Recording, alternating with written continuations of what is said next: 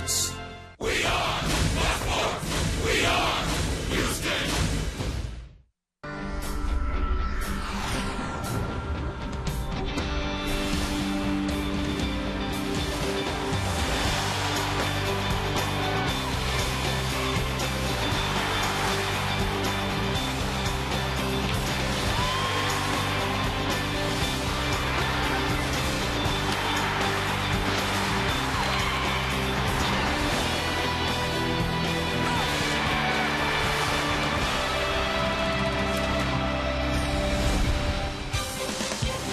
From Minute Maid Park in Houston, Texas, Fox Sports Houston brings you Houston Astros baseball. Tonight, it's Game 2 of this 4-game series. The Houston Astros versus the Washington Nationals. Good evening, everybody. Bill Brown and Jim DeShays. An 11-inning extravaganza taking more than 4 hours went to the Nationals last night, 5-4. The Astros fought and they fought, couldn't quite get it done. Now Game 2 arrives, JD. Astros remain winless in extra innings this year. Hopefully we can play 9 here tonight.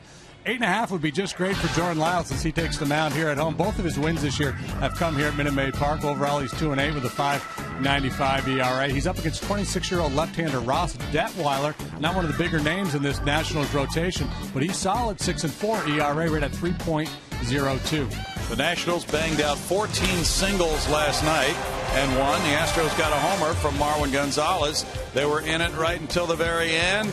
Let's see if they can get that big hit, make that big play, the big pitch tonight.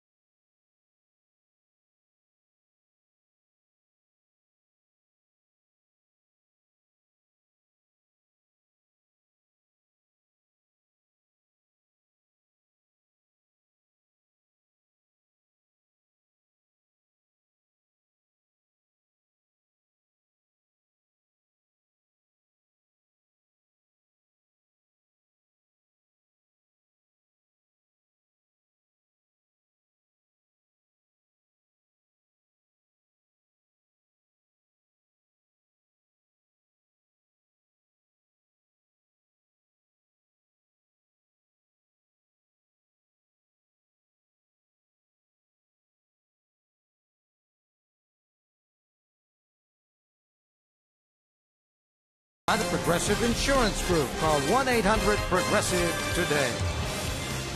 And today is another day as the Astros take on the Washington Nationals in the second game of a series. Yesterday is past. Jordan Lyle and his team are on the field. Bill Brown and Jim DeShays are upstairs. And there's a certain guy in center field, Brandon Barnes, who's got to be feeling his heart pumping hard right now as he makes his major league debut. He's getting ready, and the starting lineup for the Washington Nationals is brought to you by Hyundai. Brandon Barnes gets loose. David Johnson has put this lineup together, and it begins with Steve Lombardozzi, who's the second baseman and the son of a former Astro second baseman. Bryce Harper will be the right fielder, batting second. And it's Ryan Zimmerman at third base, Adam LaRoche at first, Michael Morse in left field, Roger Bernardina in center, Danny Espinosa at shortstop, Jesus Flores is the catcher tonight for Ross Detweiler.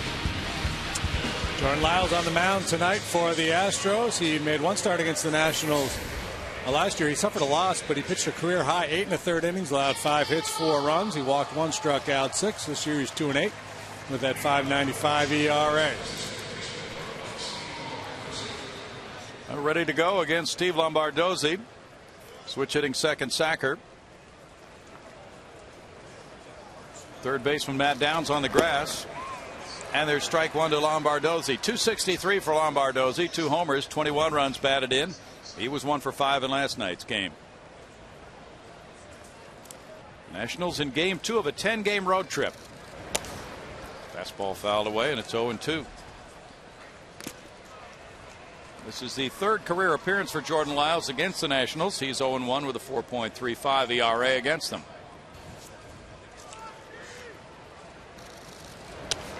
That's foul back.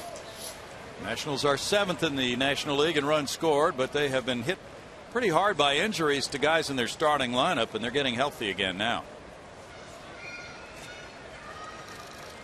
They banged out 14 singles last night, did not have an extra base hit in their 5-4 win in 11 innings. It's a good balanced club the Nationals have. Obviously great starting pitching leads the way, but they've got speed, they've got power, they got quality hitters from both sides of the plate, and they catch the ball well as well. 2-2. Lombardozzi has hit well against the Astros, 7 hits and 15 at bats. Lyles faced them here last July 18th and had a no-hitter through 4. Little dribbler out to third, charged by Downs. Downs firing, and there's the stretch by Steve Pearce for out number 1. Well, that took a good hustling play to get the leadoff man Lombardozzi. High fastball jams Lombardozzi. Downsy was in a little bit, comes hard, and finishes well. Defensively, the Astros feature an outfield of Ben Francisco. Brandon Barnes, we talked about him. Major League debut out there for Barnes. Very exciting time for him. Justin Maxwell's in right. Third to first we go. Downs, Gonzalez, Altuve, Pierce. The veteran Snyder catches Jordan Lyles.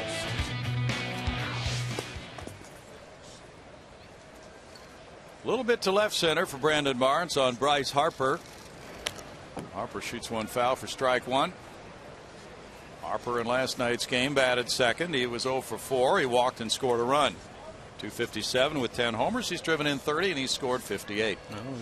Matchups against these left-handed hitters tonight very important for Jordan. Lefties have really handled him this year, hitting .358 with 11 home runs. It's 1-1. Lyles at home is 2-2 with a 3.99 ERA and 6 starts.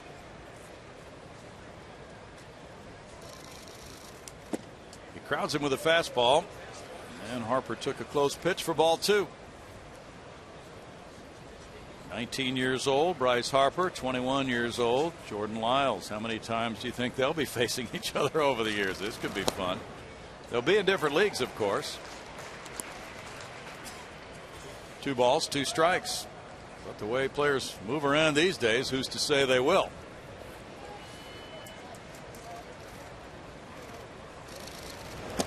Inside, and it's 3-2.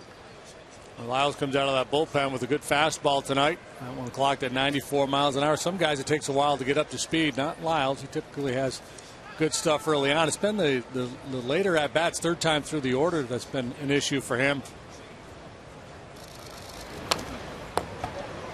Harper is the 6th teenager to hit 10 homers. Mel Ott, Mickey Mantle, Tony Conigliaro, Ed Kranepool, Ken Griffey Jr.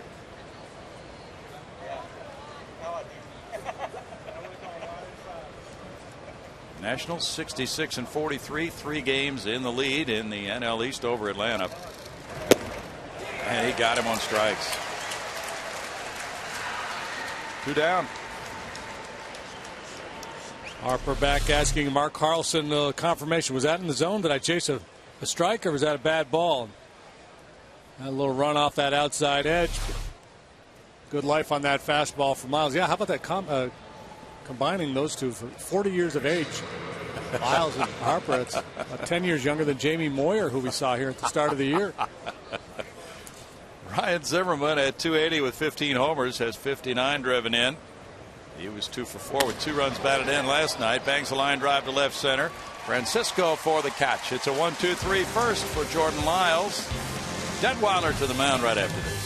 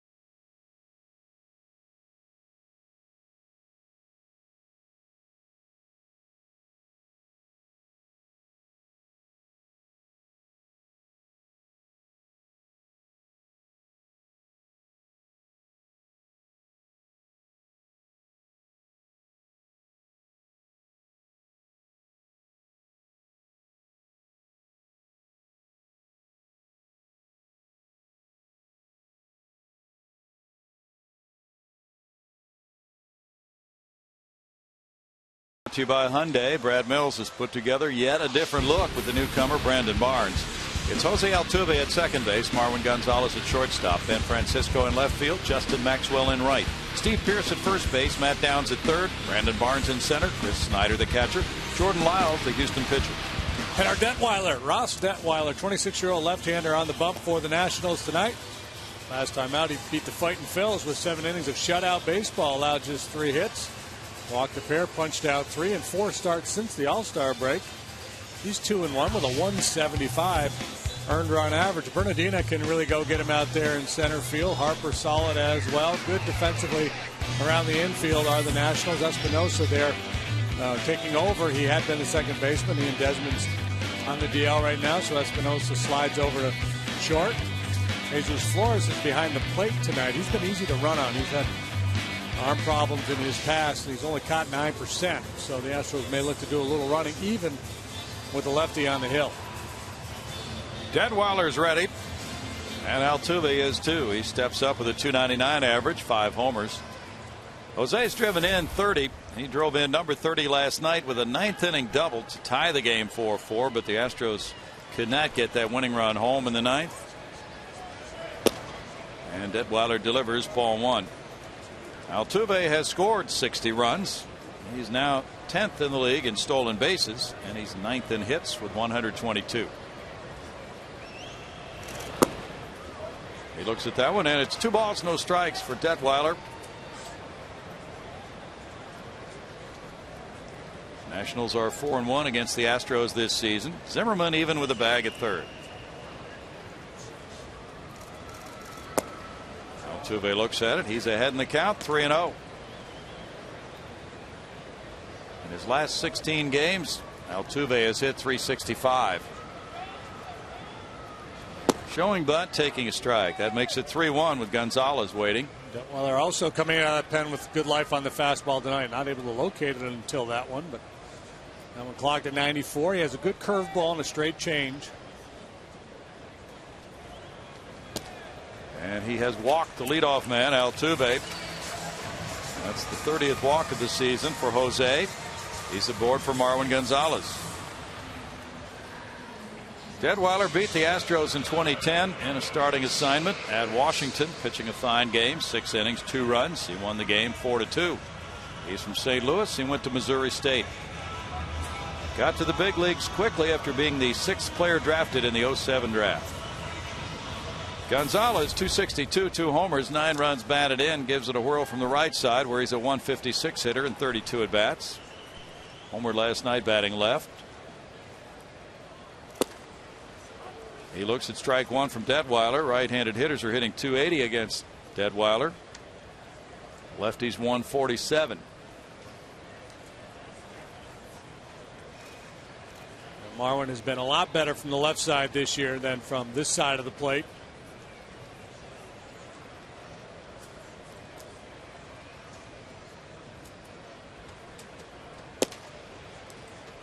He takes a ball and it's 1-1. Let's look at the swing from the left side last night. Boy, not only did he hit a home run last night, but he went into the second deck.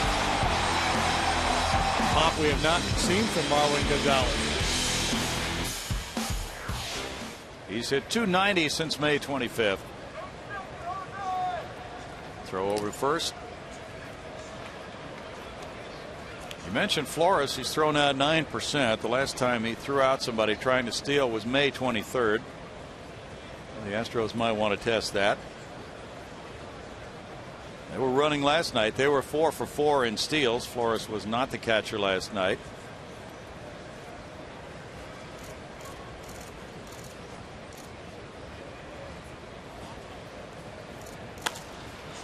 Last night was Kurt Suzuki, who just came over to the Nationals in a trade with the Oakland A's, and Suzuki had been the best in the American League at throwing out base stealers. So the Astros did a nice job running against him. And I don't know what Davy Johnson's, his strategy is for how he uses his catchers, but you could understand with Flores throwing problems, putting him back there with Detweiler on the mound because he's awfully quick to home plate, especially for a left-hander. It's going to be tough to get a good jump on Detweiler. Yeah.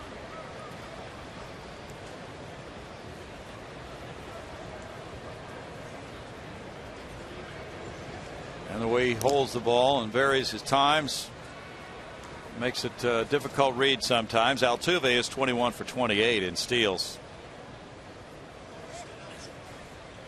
Detweiler last year divided his season between AAA Syracuse and the Nationals. He was 4-5 at Washington with an ERA of 3.00 last season.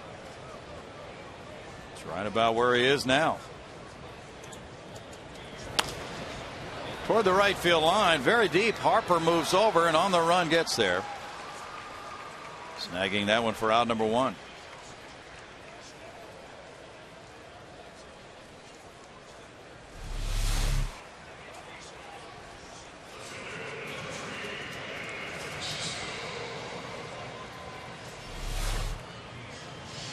That's 1 out now. Ben Francisco bats.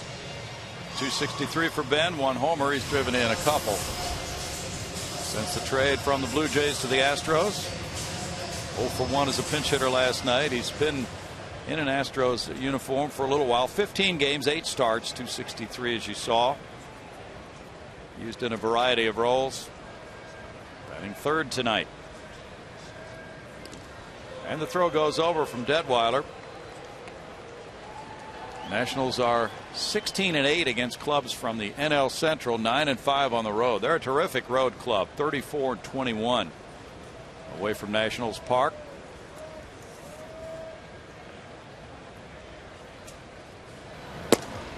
Francisco looks at a strike.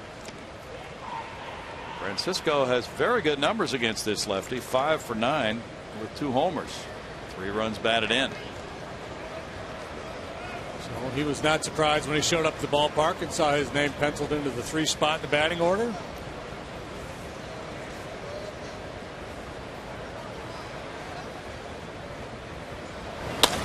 He jerks one to left. That's another home run. His 3rd career shot off Detweiler, and the Astros grab an early 2-0 lead. Number 2 for Francisco in an Astros uniform. They got some first inning thunder last night from Gonzalez. He went deep with 1 out, and here with 1 out in the first inning for the 2nd straight night they get a long ball.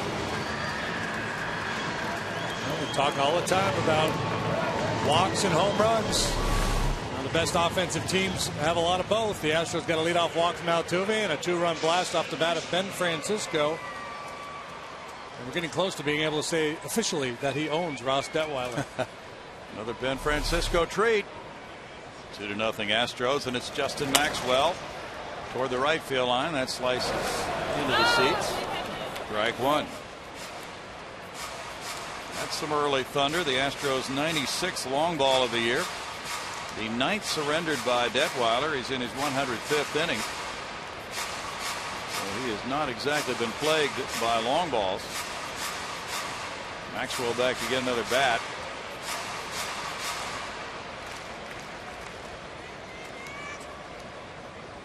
And while he does that, happy birthday wishes go out to Bill Howard of Bradenton, Florida, and Joy Bolick of Palm Bay, Florida. Big Astros fans down in the Sunshine State. 253 for J-Max with 12 homers, 36 driven in. Strike two. And Justin's been very good against southpaws this year.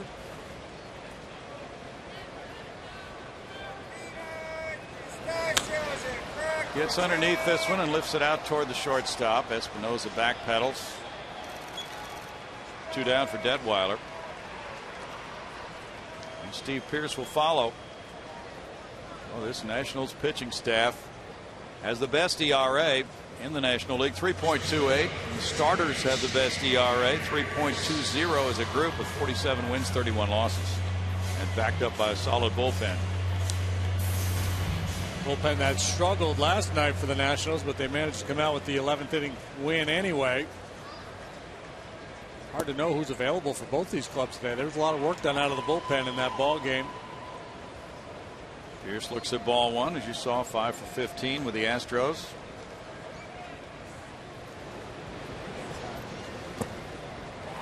It's a 2-ball, no strike count to Steve. Came up with a pinch RBI single last night entering the game in the 6th inning, and then he stayed in. He was 1 for 2 with a walk.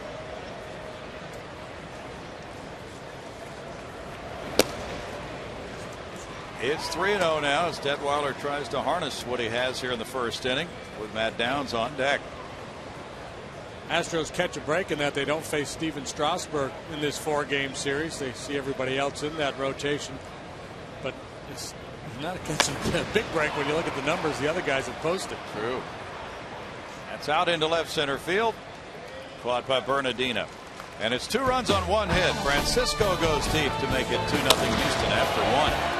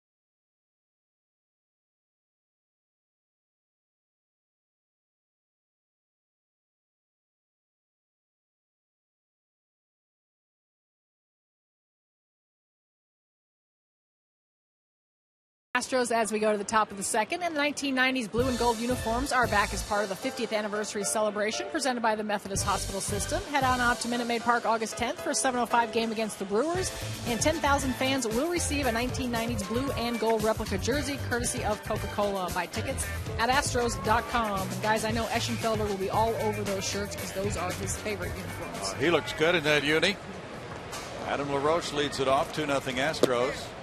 There is strike one. He'll be wearing one to Chicago on the flight Sunday.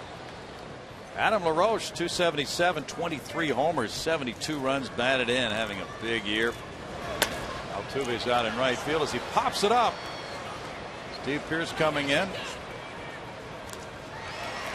An uppercut swing kept the ball in the air for a while on out number one. He smoked the bottom of that baseball. He really did. He hammered the bottom of it. He was an inch and a half from glory. Michael Morse comes up next. Morse is on a career high 15-game hitting streak. Here's another guy to beware of. Crouching Tiger. 303, 8 homers, 34 runs batted in. He's hit .333 during his 15-game hitting streak. 2 doubles, 3 homers, 11 runs batted in. And that's ball one to Morse.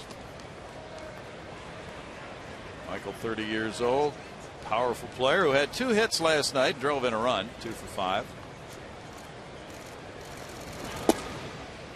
That's in for a strike for Jordan Lyles. It's 1-1. Dallas Keuchel went 6 last night. And the bullpen came in and really did a nice job. Astros got back in it and tied it.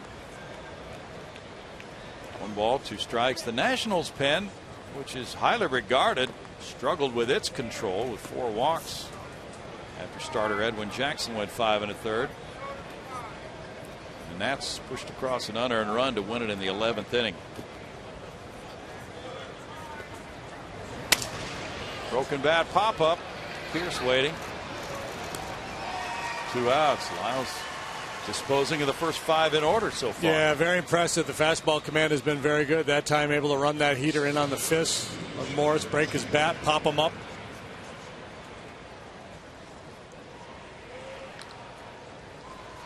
Roger Bernardina is the batter. Bernardina in the 11th inning led off with a single to right field and came around to score the winning run, running through the stop sign of third base coach Bull Porter to do it. As the Astros made 2 errors on what was ruled a bunt hit. There's ball 1 to Bernardina. He's from Curacao. Roger, 28 years old.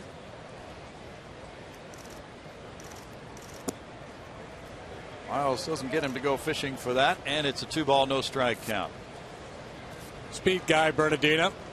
Want to get after him, don't want to put him on, so situation here calls for an aggressive pitch on 2-0. 3 balls, no strikes.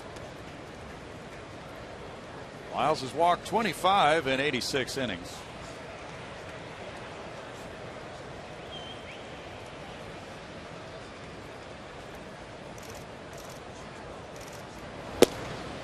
That's a strike, and it's 3-1. Bernardina taking. Meanwhile, in the first inning, Steve Pearce was swinging on 3-0.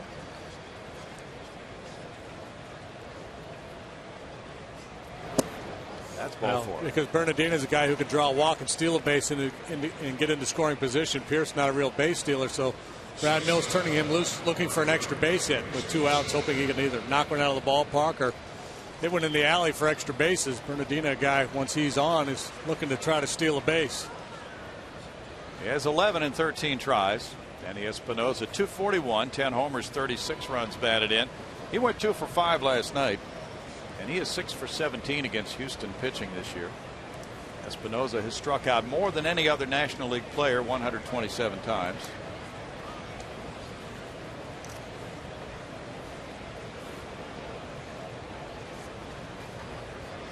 Lyles holding the ball, now stepping off. You mentioned J.D. Espinosa has slid over from second base to play shortstop with the injury to Ian Desmond. Desmond would like to rush his way back, but the Nationals are not going to let him do that. He understands. And he's been out with a strained lat muscle. He's working out right now, but They want him healthy in September. That's hit a long way to right field, and that one makes it a 2-2 game. Espinosa hits number 11. And they get it in the second tank. We talked about Jordan at the outset about his struggles against left-handed hitters this year. Espinosa, the switch hitter from the left side, was only hitting .214, but he had 7 home runs off his 10 as a left-handed batter, and a good aggressive swing there. And the Nationals used the same formula that the Astros used: walk, home run, to score their 2 runs.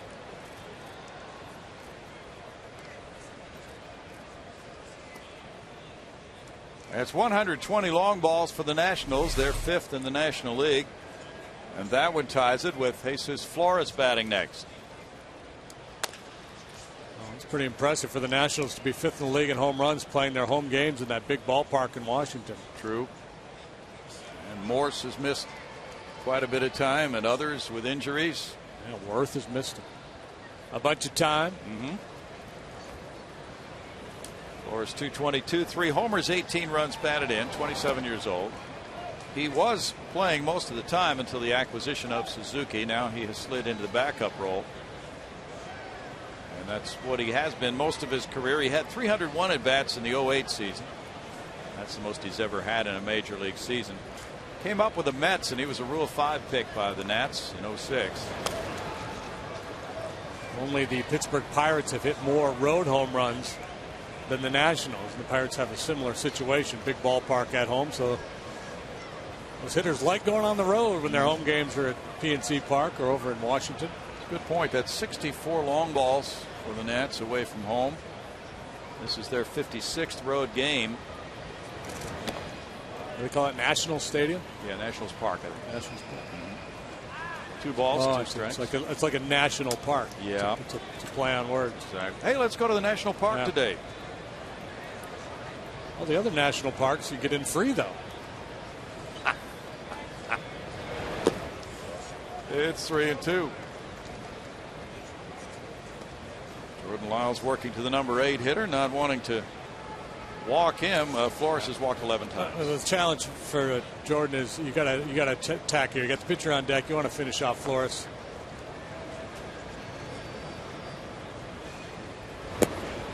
And he did finish him off with a sharp breaking slider for strikeout number 2, and it's 2-2 in the second.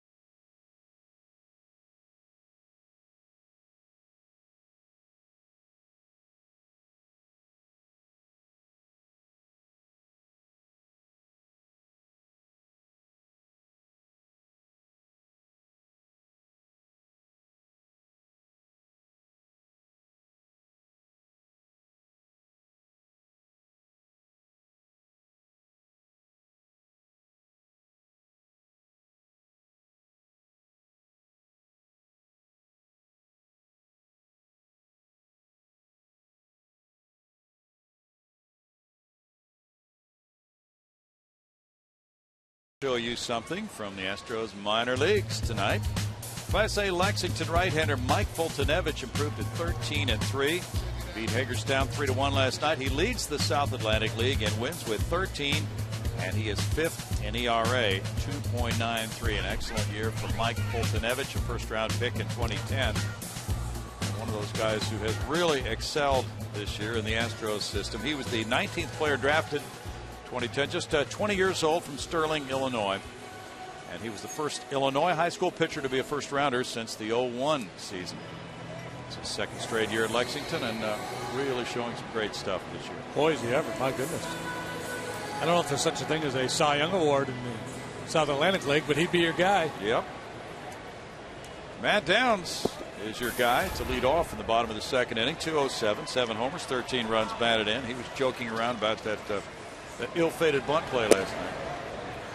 Pays to have a sense of humor in baseball, Jimmy. Oh, yeah.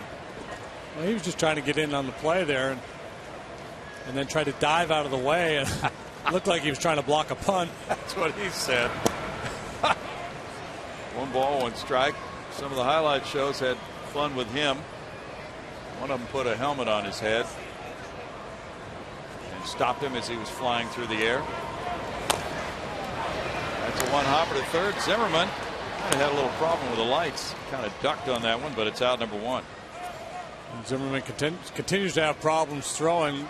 He's had shoulder problems in the past, and he's also had issues with his throwing accuracy, and it's gotten into his head a little bit. So you'll see some funky throws from Zimmerman. He's still a very good defender. He's got great hands. But the throwing action is a little bizarre at times. First major league plate appearance for 26-year-old Brandon Barnes of Orange, California. 6th-round pick in 05 by the Astros. Played more than 500 career minor league games. Dad is here. There is strike 1. And his wife Shawn is here, and his 1-year-old daughter Kennedy came in, as well as his best friend and his pastor. 321, 12 homers, 69 runs batted in. And a bouncer goes to second. And Lombardozzi throws him out. Quite an exciting day for Brandon Barnes, who was a 6-year minor league free agent after last season. He could have moved on to another organization. He said, no, I really wanted to make the big leagues here in this ballpark, and this is everything I dreamed of. He said, I did think about cashing it in a few years ago, but my wife just kept telling me I could make it, and my dad, and it's a big moment for our family. He almost got his first hit. Well, he's only 26. He hasn't been playing that long. No, that's right. Don't need to cash it in. My goodness. Hang up those spikes, and you got to go to work for real. Chris Snyder, 177 with 5 homers, has 20 runs batted in. Came into the game late last night. There's Paul 1. And Carlos Corporon had done the catching, but left for a pinch runner in the 9th inning. Lucas Harrell, starting pitcher, who scored the tying run, and then Snyder came up for 1 at bat in the 11th. He drilled a couple of balls foul before he struck out in the 11th inning. Well, Matt Downs was replaying a lot of last night's game, including those 2 hard foul balls by Snyder in the 11th. Around the batting cage tonight, you could just see the way he was going through things, how the game can wear on players. Now the left fielder comes over for it. Morrison near the line and in position, makes that catch for out number 3. And after 2, it's 2-2.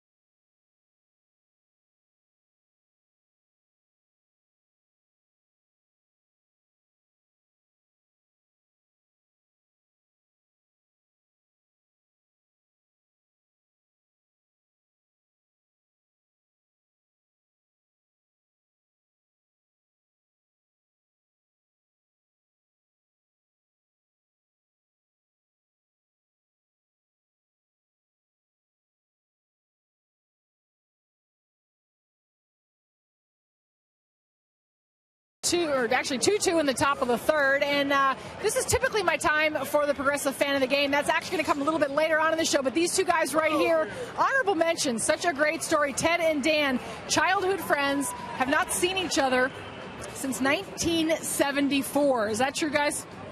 That's my story. That's his story. That's his story. So tell me about the early days when you first you grew up as childhood friends and you were big Astro fans. Oh, my gosh. Fred Gladding, George Culver, Wade Blassingame, Jesus Salute.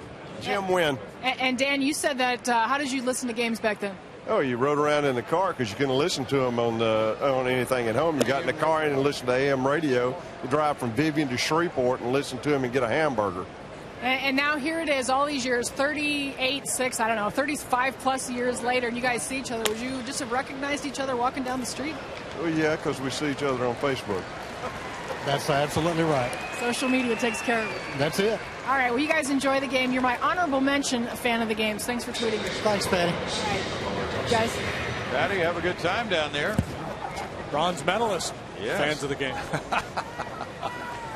Now Lombardozzi comes up after the bounce out by the pitcher Detweiler. And Jordan Lyles in a 2-2 game faces the leadoff man for the second time. He grounded out to third in the first inning. There's Patty now. We see.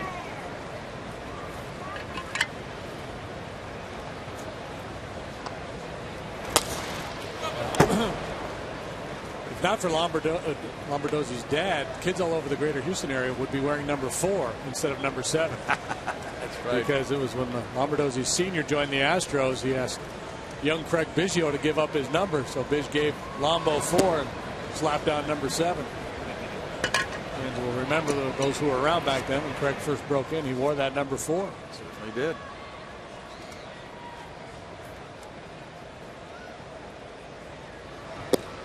That's in for a strike. Good pitch by Lyles. 1-2. Lombo probably tells that story proudly. Yeah, I got Biggio to give up his number. Before he was Biggio. Lombardozzi fouls it. Steve will turn 24 in September. Went to St. Petersburg Junior College. Had only 31 major league at bats last season.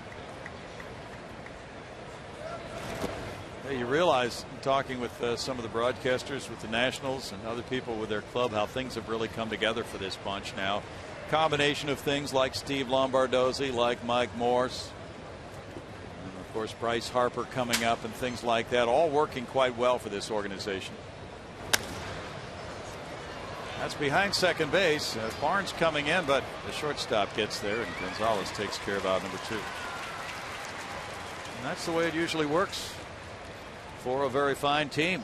Well, you know, this obviously was a team on the rise. You could see it coming a couple of years ago that they were going to be contenders. I think a lot of us thought it may be more like 2013 or 14, but it's happened in a hurry here in large part because of the quality starting pitching, the acquisition of Gio Gonzalez to deal with the A's. He's been lights out as an all-star this year.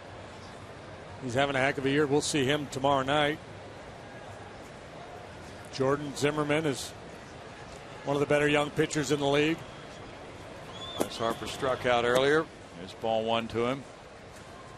And Jordan Zimmerman a year ago is where Steve Strasburg is now. Steven Strasburg will be shut down, they say, after about 160 innings, and that's what happened with Jordan Zimmerman last year, coming off Tommy John surgery. Bang to third base, and Downs is there to make it a 1-2-3 third for Jordan Lyles in a 2-2 game.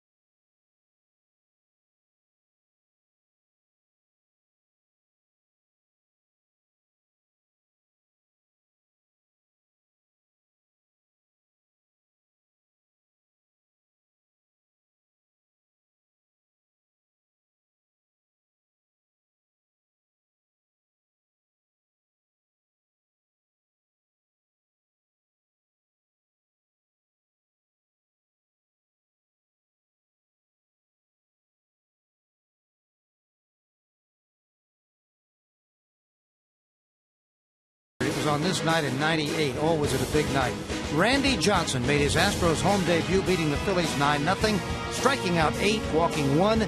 Jeff Bagwell chips in with 2 homers and 5 runs batted in. And did you know that on this night in 1907, another famous Johnson won his first major league game? The greatest pitcher ever to pitch for Washington, Walter Johnson, won his first. So 2 big nights for Johnsons. You can call them Johnson, because they were.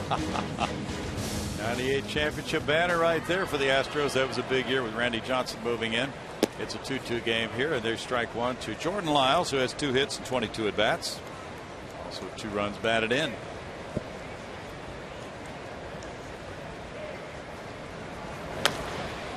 That's in the air, back out of play for an 0-2 count. Jordan Schaefer on the disabled list with a left shoulder problem. Brian Barnes replacing him on the roster. Brandon Barnes, rather. And Brandon was not on the 40-man roster, so Juan Abreu was designated for assignment to make room for Brandon. Lyles is down on strikes. Number 1.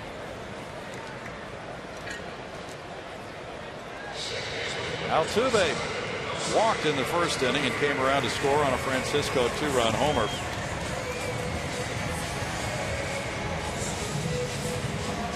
Altuve leads the club in extra base hits with 35, and his .352 batting average against lefties is 10th in the National League.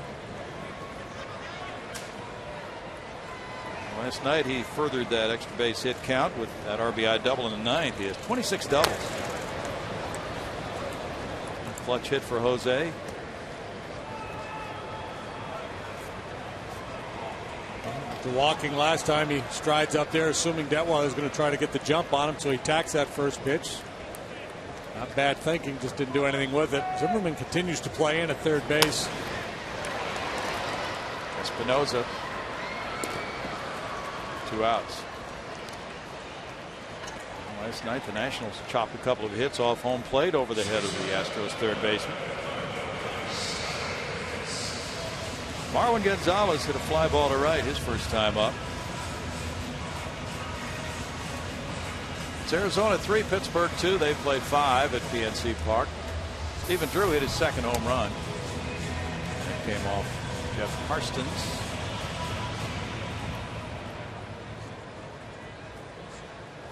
Patrick Corbin is going for Arizona tonight. By the mound, it goes out to the shortstop again. Again, Espinosa takes care of it. And in the third inning, the Astros go out 1-2-3 to keep the score tied 2-2. A 6-pitch inning for Detweiler.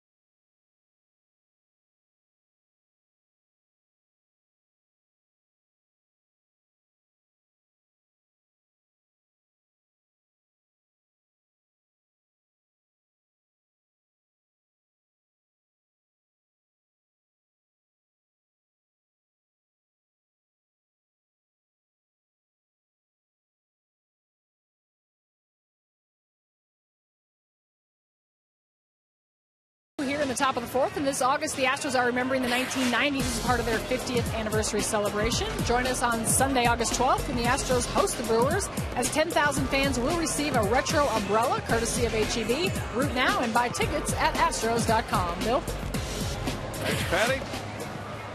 Fourth inning coming up. Zimmerman to lead it off. LaRoche and Morse to follow for the Nationals, managed by Davey Johnson. Ryan Zimmerman, that liner to left in the first inning.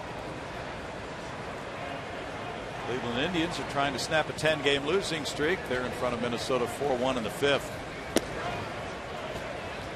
Strike one to Zimmerman. Played pretty well this year, but a 10-game losing streak is pretty much going to do them in. They're 10.5 games off the pace in the Central. Pretty far back in that wild card chase, too. You never know. Serrano could get hot. Willie Mays Hayes gets it rolling. They still have a chance. They could do it. Phillies lead Atlanta 3-0 in the top of the seventh inning at Philadelphia. Ryan Howard hit his fifth home run. Cole Hamels is dealing. It's 1-2 now. And the Braves right in a wild card spot right now, 3 behind Washington. Should be a really good season series. 6 games remaining between Washington and Atlanta. Washington won 8 of 12 so far. That one hit him. No, it was glancing off the bat for a foul tip. He said it hit him. And that's a strikeout as ruled by Mark Carlson. Davey Johnson comes out. Zimmerman was not arguing that it hit him until he was rung up. See, hard to detect exactly what happened there. Carlson making that call probably more by sound than anything. It's very difficult to discern. See, Zimmerman pulled back and reacted like perhaps he had been hit, but that was it. And he didn't do anything about taking his base. Right. I mean, if you really feel like you got hit by that pitch, you'd probably drop the bat and head to first base. Well, it appeared that he was victimized on that one, but it's out number 1 for Jordan Lyles. He'll certainly take strikeout number 3 of the night. Take the base, you're out. Spoken like a pitcher. Adam LaRoche popped to first. Indeed, if it did hit him and he wanted to stay in there and hit, you get an idea how well he's feeling at the plate. Yeah, he wants to swing it. Yeah. Ooh, nice cutter. Well, okay, the fastball was a good one on strike one, and then he cuts it. So this is a really good approach. We'll see what he does from here on. Got him to pop up last time on a high fastball.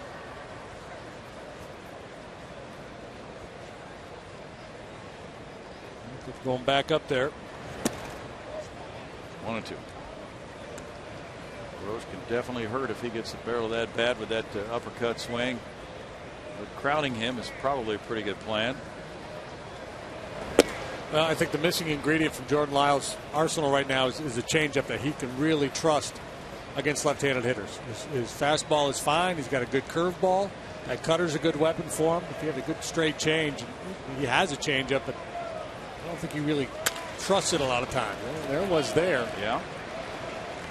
He got the ground out. Well, maybe if he gets some outs like that, he will trust it in more. 2 down. And sometimes with young pitchers, and I don't know this to be the case with Jordan, but sometimes young pitchers work their way through the minor leagues without really having to use a wide assortment of pitches. Their stuff is good enough, their location good enough, and so they don't develop that third pitch. And you get here at this level, and all of a sudden you realize you need it. Michael Morse popped to first earlier. Well, Lyles didn't spend very long in the minor leagues. Here's ball 1. Jordan drafted in 08. 26 starts at Lexington in 09. Pitched at Corpus and Round Rock in 2010. And half the year last year with the big league club. So essentially, some might say it's on the job training for Jordan Lyles at the age of 21.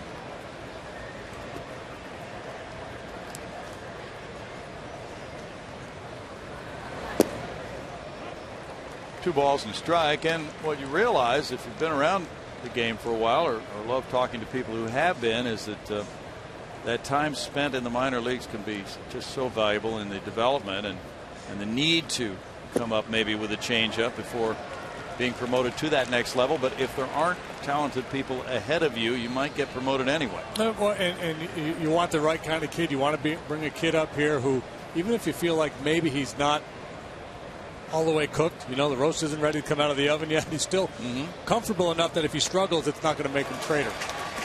He gets a strikeout, has a fine fourth inning against Zimmerman, LaRoche, and Morris. The 3, 4, 5 hitters. It's tied 2-2.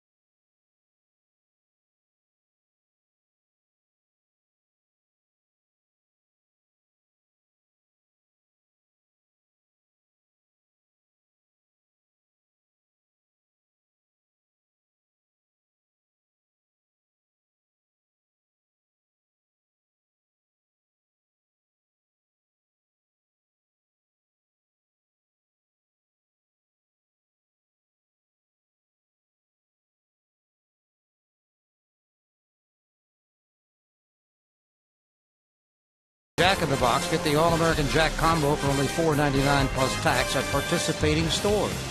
Buy the all-new Mazda CX-5 with 35 highway miles per gallon. And by Coshada Casino Resort, the largest, most exciting casino resort in Louisiana. And now let's switch over to Patty Smith with a special guest. I've got a couple special guests as promised. Of course, Brandon Barnes making his major league debut today. This is his lovely wife, Sean, his dad, Mike.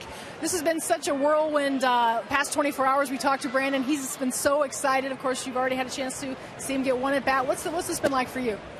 It's unreal. Just to be here and to see him out on that field is just insane. I mean, it's been almost 8 full seasons with Houston, and finally he's gotten his break, and he deserves every ounce of it, and it's just awesome to be here to see it.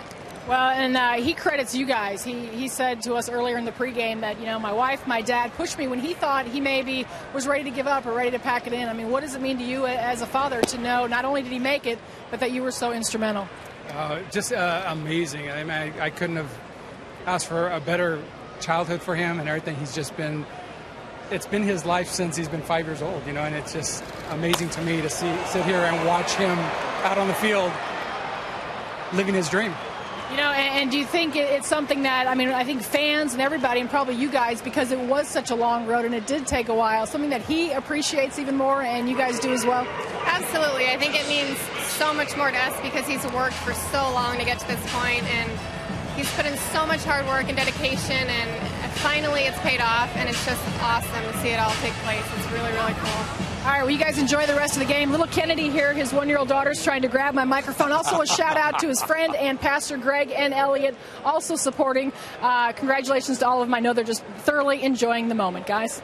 Yeah, hopefully he'll get a hit for you guys. Justin Maxwell, the batter. There's strike one after Francisco hit the fly ball to center for out number 1. Maxwell popped up in the first inning. The Nationals product who wants to come back to haunt. In the dirt. J-Max had a triple last night and a walk.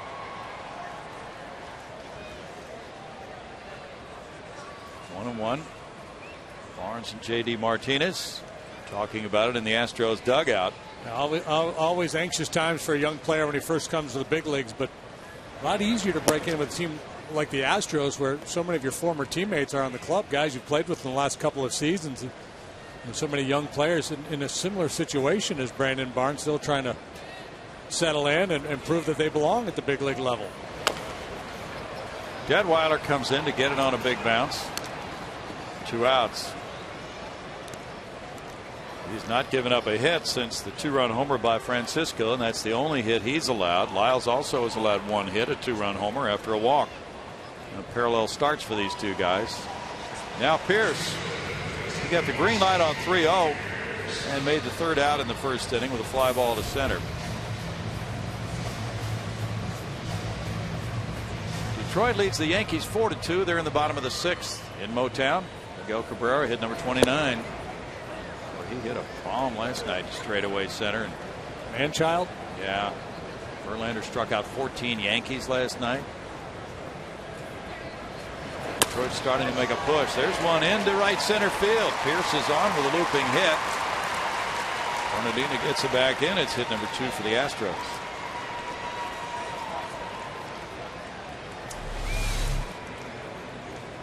See those eyes get big off the end of the bat a little bit. Another good solid single for Steve Pierce. You hear Journey start to crank up here in the ballpark. You know Downs is coming up to hit. Yeah. Like to send one on a little Journey here. He grounded out the 3rd in the 2nd inning. Wish he'd step out and take a couple practice swings. We could listen to the song a little longer. We'll have to speak with Matt about that. Get this place rocking. Yeah.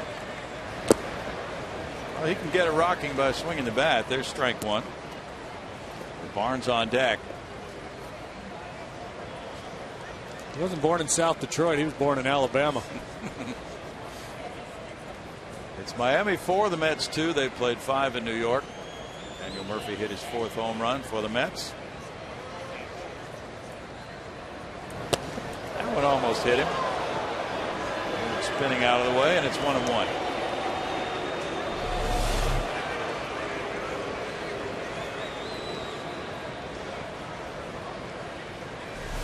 Seattle leads at Baltimore 7-2. They're in the top of the 6th inning. Gil Olivo hit his 8th homer. Kyle Seager number 12. Baltimore, Matt Wieters number 14.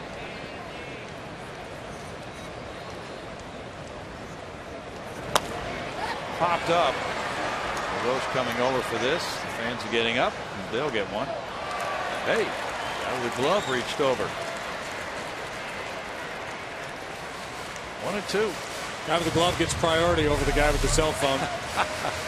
Who's that DP? Deer Park?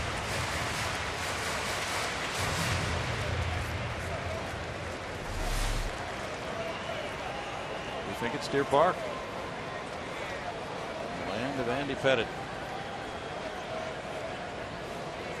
It's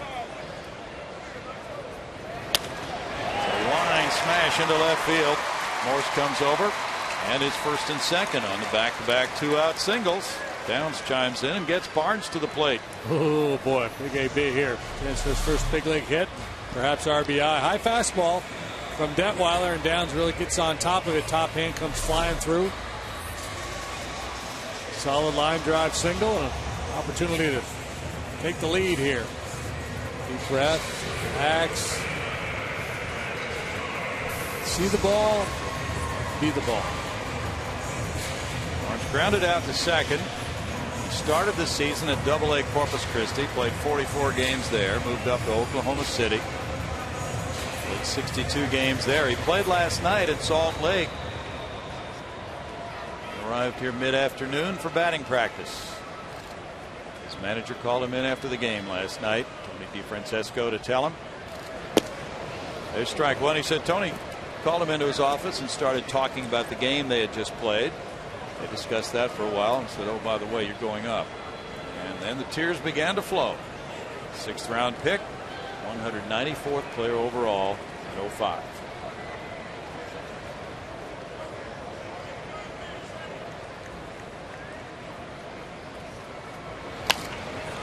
Last year he spent the lion's share of the season at Corpus Christi as well, and then spent some time at AAA. Didn't perform well at AAA last year, but obviously this year he's handled both those levels. Played winter ball in Australia. Played for Sydney in the Australian League. Really? Yeah. Orange, California.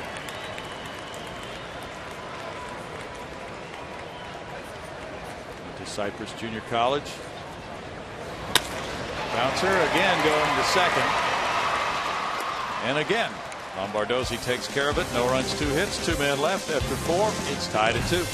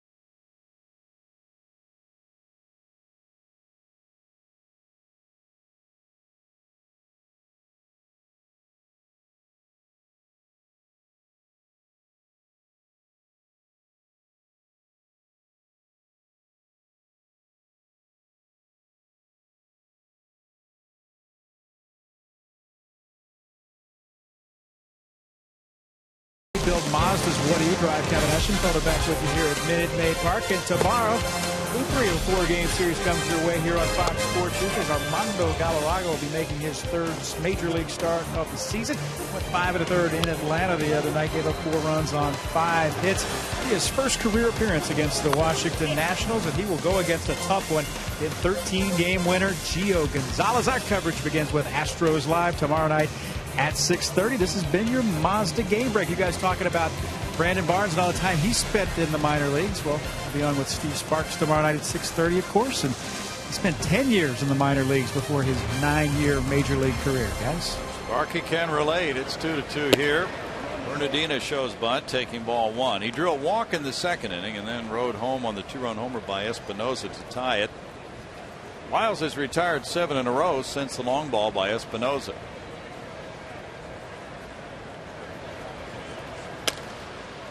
That's out of play, and it's a 1-1 count. So Jordan, his typical good beginning of the ball game. It's been more of a pattern for him than not. 3rd time through the order has been much more challenging for Jordan. It is for many pitchers. Floats that one in at 81 for a strike. 1-2 as he goes back to the changeup. Numbers last time for Jordan not good in his start in Milwaukee, but well, he was victimized by some soft hits in that ball game. It's 2-2. Ended up allowing 9 hits, 9 runs, 7 earned in 5 innings. So anyway, slice it. Not a good start, but certainly could have been better. He has not won since June 26th.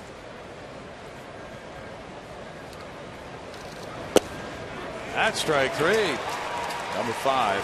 Well, just a great pitch there. He and Chris Snyder doing a very good job tonight, working over these national hitters. A lot of stuff away, and he's got Bernardino looking out there, and he clips the inside corner with a fastball.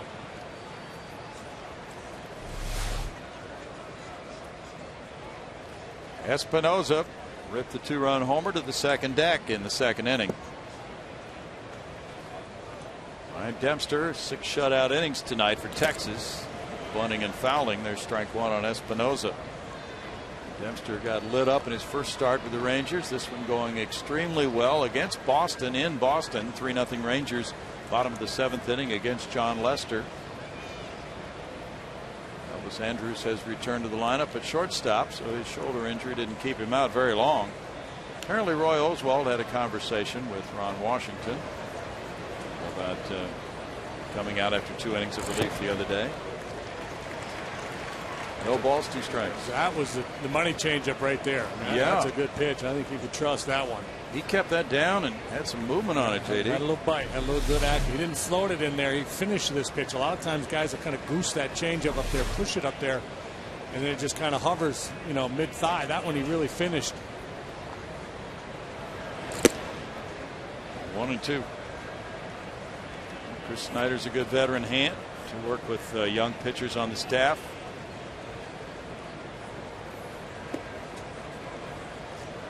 Yeah, he's done a real nice job with Lucas Harrell, that's for sure.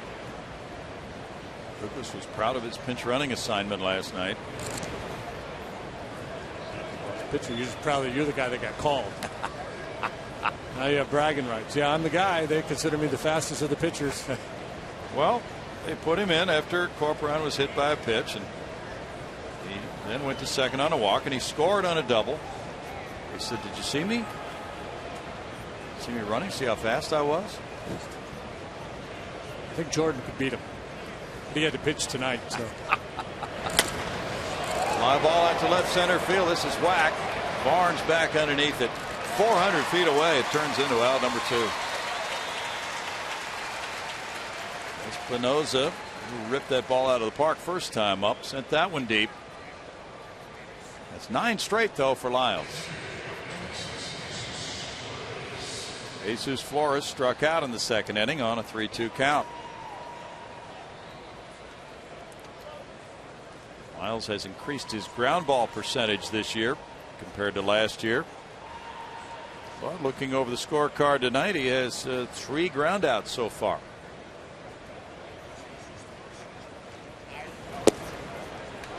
Strike 1. 93 for Jordan.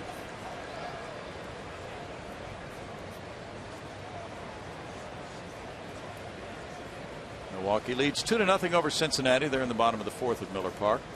Ramos Ramirez hit his 15th home run.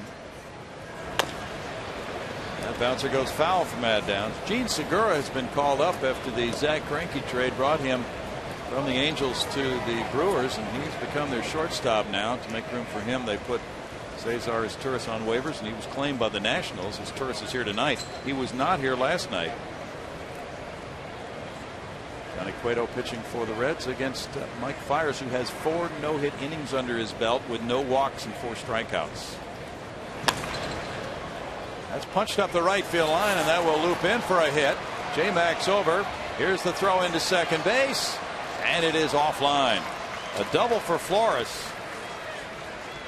That's his 12th of the year. Well, sometimes you make your pitch and you still get beat. Trying to throw that little cutter off the outside edge. Backed up on him a little bit and stayed on the plate, but not a bad pitch. Just a good job of going the other way by Flores. And he gets in there with a 2-out double. Only the second hit for the Nats. It gets Detweiler to the dish. He bounced out to Steve Pearce earlier. But Mike Fiers is pretty impressive for Milwaukee.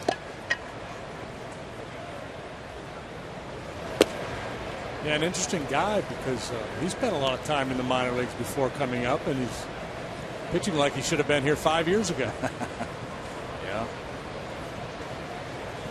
Colby Rasmus hit his 20th homer for Toronto.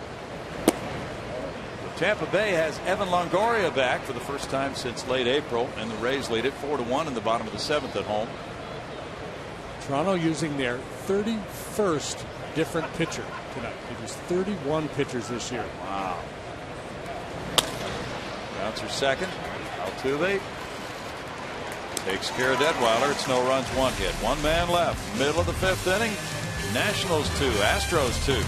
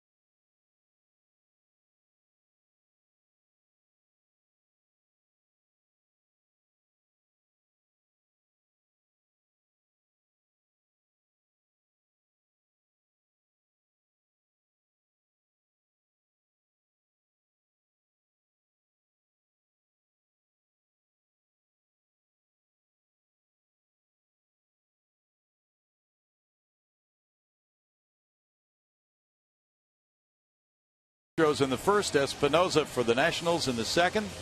We have AT&T trivia coming up before we go to the bottom of the fifth inning. Name the only player to play 500 games and record 500 hits for 4 different teams. Let's see. Rusty Staub played more games than that, right? Rusty's often the answer for these 4 different team questions. Yeah. I don't think it's Rusty. No? Well, Boots thinks it is Rusty. I like Rusty. All right. Oh, 500 games or more. Okay. Well, then let's go with Rusty. Because he played for both the Expos and the Astros. So that'd be the hook. They usually like to give us a little hook. Yes. This question. Detweiler made the last out, so he came out a little bit late, taking his time to warm up before facing Snyder, Lyles, and Altuve in the Astros' fifth inning. Game 2 of a 4-game series. Milwaukee here over the weekend as the Astros settle in for a 7-game homestand. Then they go away for just 3 to Chicago and right back home again against Arizona. San Francisco got 3 in the first and leads St. Louis 3-1 after 3. Buster Posey hit another one, number 18. Alan Craig, number 16 for the Redbirds. Buster Posey's going nuts. He is, isn't he? Hitting about 470 since the All-Star break. We have the answer to AT&T trivia. The only player to play 500 games or more, get 500 hits for 4 teams. Rusty Staub, Houston, Montreal, Detroit, and the Mets. What an outstanding hitter. And whip up a delightful souffle as well. Yes. He could really do it all. Adam LaRoche went in for a new first baseman's mitt. Unless he could win you a ball game and whip up the post-game spread all on the same day. Yeah, he could. Now Chris Snyder leads it off. Hit a fly ball to left on a 2-0 count back in the second.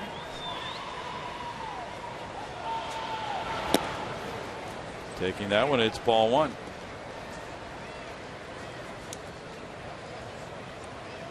Lance Lynn pitching for the Cardinals on the wrong end of a 3-1 game so far in the fourth. Foul ball comes back and it's a 1-1 count.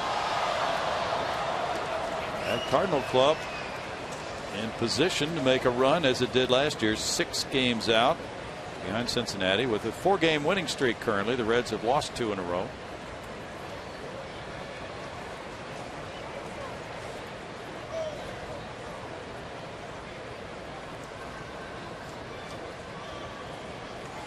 Well, news out of Southern California today that the group headed by Peter O'Malley, the one that Phil Mickelson's involved with, have struck a deal with John Morris to buy the Padres. In the hole, it's backhanded. Here's the long throw, a good one from Espinoza. That should be a good ownership group for the Padres. It's been in the works for a while. Numbers believed to be around $800 million. Pretty small market, too. One of the smallest.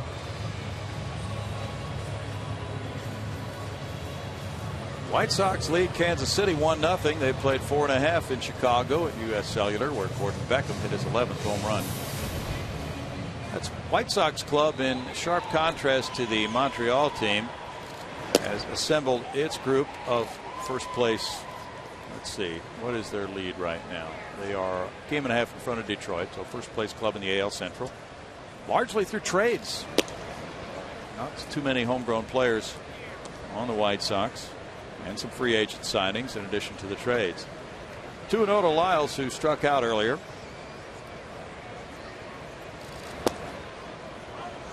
Two and 1 to Jordan.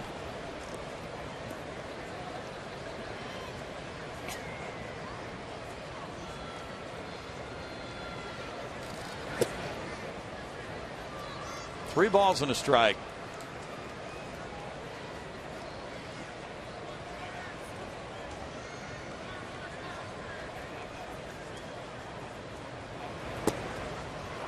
Full count to Jordan Lyles.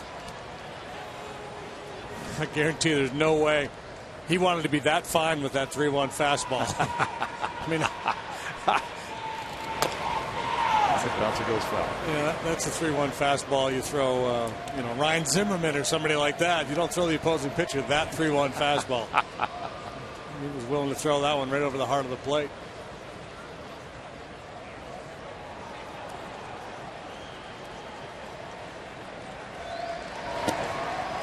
Strike 3 call. Ooh, an afterthought. Second strikeout for Detweiler, both on Lyles. Mark Carlson hearing some barking from the Astros dugout. Fox Tracks agrees with Carlson. So no, it was in there.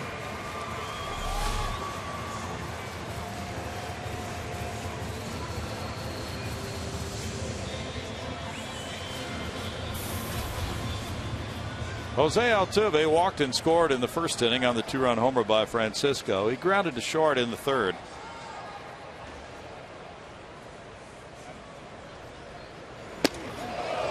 Moves him back. There's ball one, up and in. Got a little hair on that one at 95 miles an hour. Maybe the best fastball we've seen from Detweiler tonight.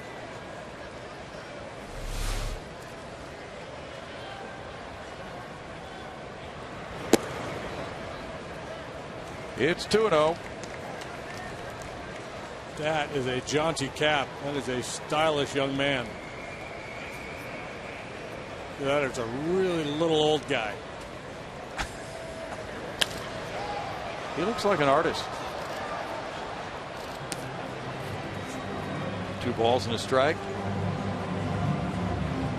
Delino DeShields of Lexington stole his 81st base last night. He leads the South Atlantic League by 41 stolen bases.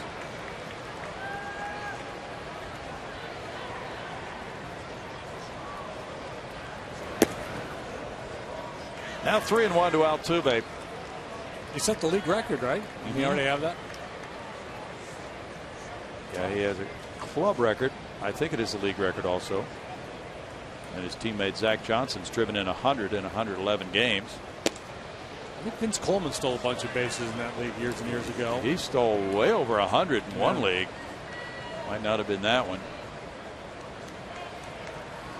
Mike fires his perfect through 5 against the Reds. Staying on that edge. It goes to the shortstop, and Espinosa's had a busy night. He takes care of out number 3.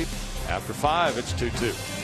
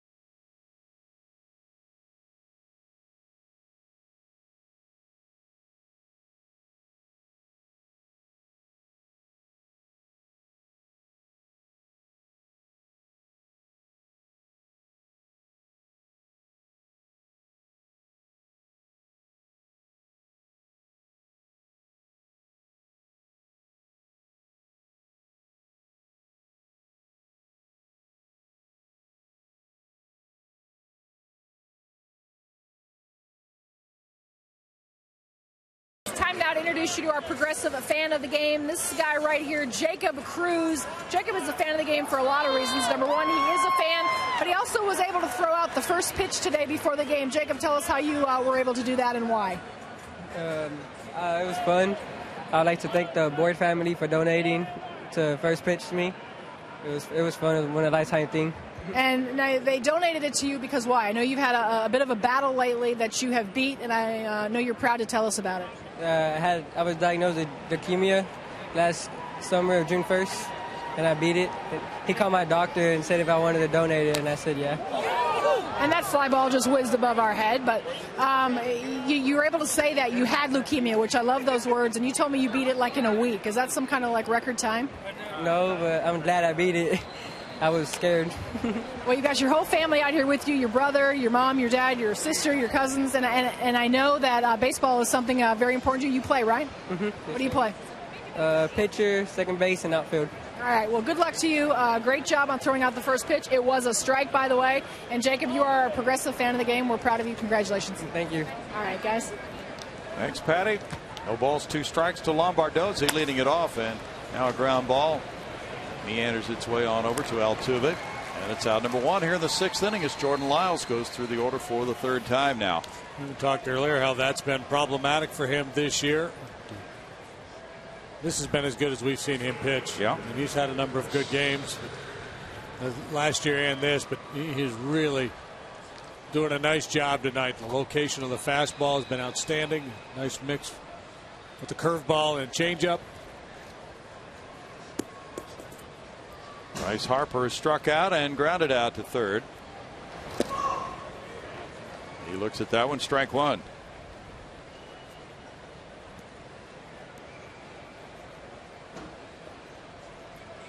Barnes is straight away in center. 1 ball, 1 strike to Harper. Vince Coleman stole 145 bases in 1983 in the Sally League. Wow. How about that? He was in the Cardinal organization. 1-2. And he stole 101 in '84 in the American Association. How many do you have in the Sally League? 145. Shields is going to have to go. Yeah, he's going to have to stay active and steal a lot of bases.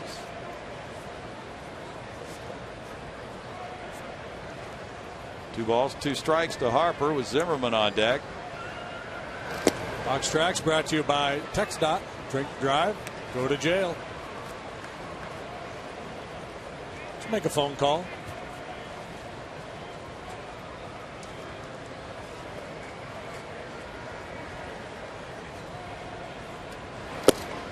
Oh, close pitch. Ball 4. Harper taking. And that's walk number 2 for Lyles. Good job there by Harper. If you recall his first at bat, he swung at a 2-seam fastball moving off the outside corner for strike 3. This time in sync with Lyles and Snyder, probably thinking they might try the same thing, and he was able to lay off of it and draw the walk. He has stolen 13 bases in 17 tries. Zimmerman has lined to left and struck out. He thought he was hit by a pitch when he struck out. This one goes out of play. There's strike 1. Double play depth for Gonzalez and Altuve up the middle.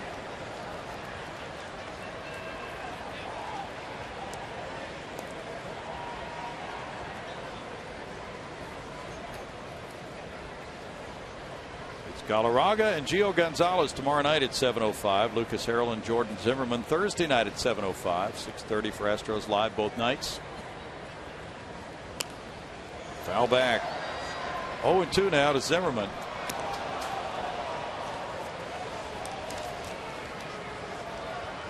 Zimmerman has bounced into 15 double plays. That is tops on the Nationals team.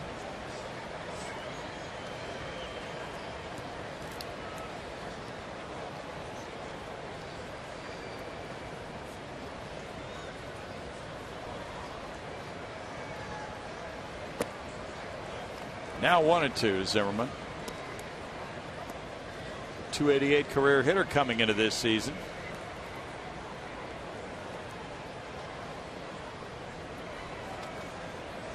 Ryan drove in 110 runs in his first full major league year in 06. Being a first round pick in 05 in that fertile draft year. Snyder saw some movement from Harper. Squared his shoulders, didn't throw. It's 2-2. 85 pitches for Lyles. Got the jump on Zimmerman 0-2. Try to get him to chase a couple. He wants to make his pitch right here. It covers the outside part of the plate very well.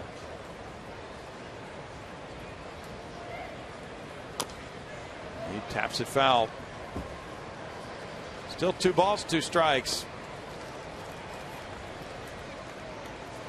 Zimmerman got a shot in that right shoulder back in June. It's been so troublesome for him over the last few years.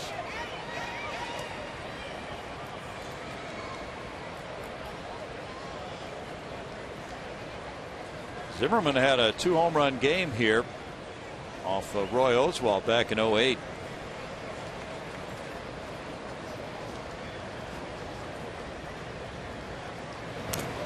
Fouls that one back. 2 years ago, he hit .450 against Houston, and he was on base 14 times in a 4-game series in this ballpark.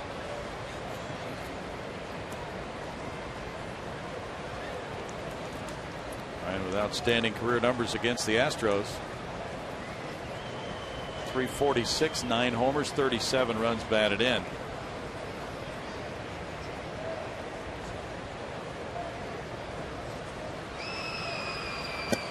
And he struck him out. Great work by Lyles for number 6. A long battle ultimately won by Lyles with a cut fastball and well placed. They moved the ball in and out on Zimmerman.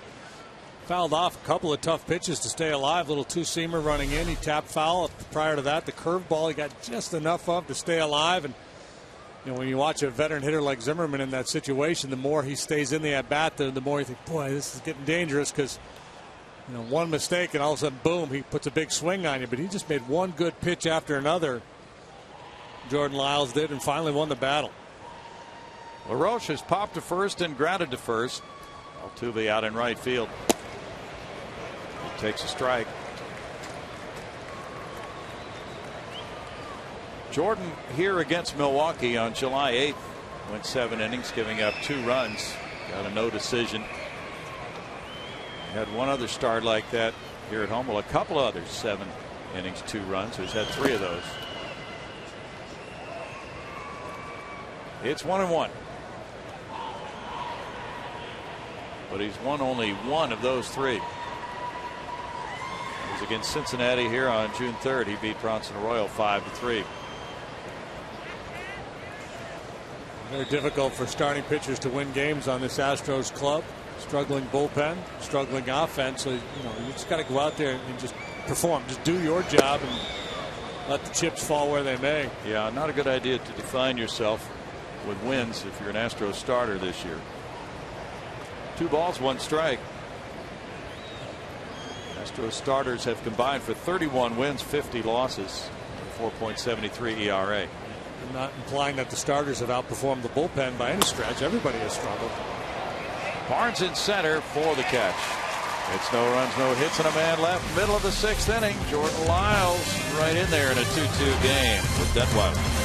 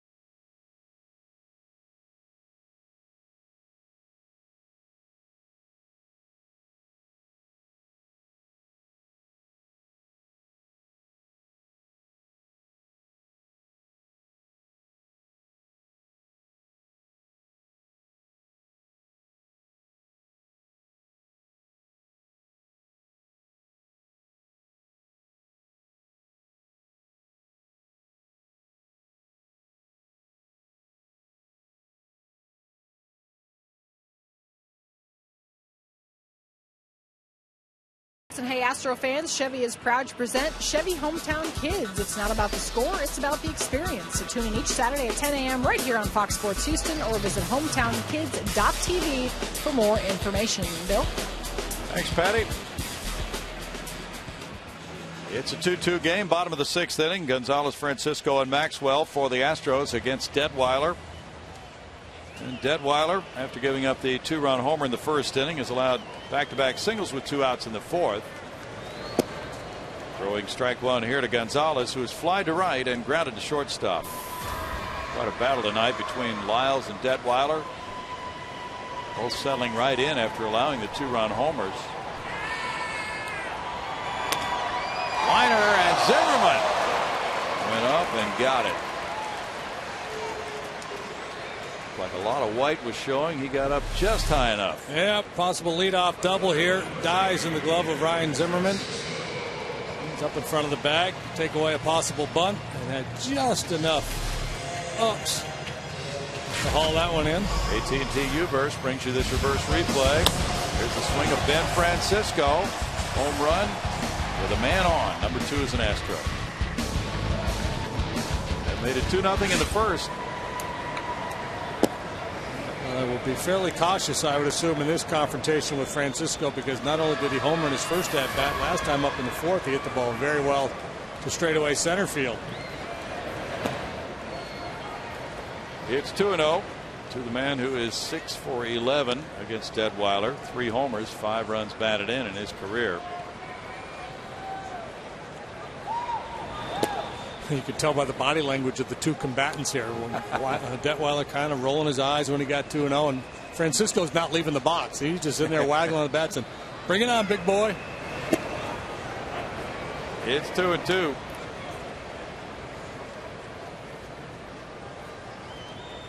Maxwell's on deck.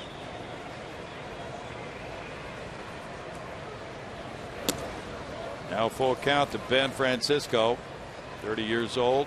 Santa Ana, California, UCLA.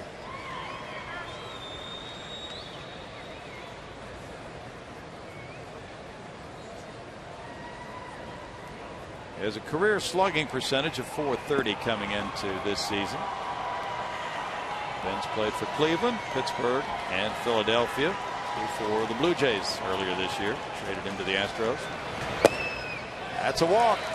Detweiler thought he had him. Second walk. Steve McCaddy, the Nationals pitching coach, running Mark Carlson here as well. Borderline low on the plate for sure. You see number 6 there. He was turning away. He thought that was out, number 2.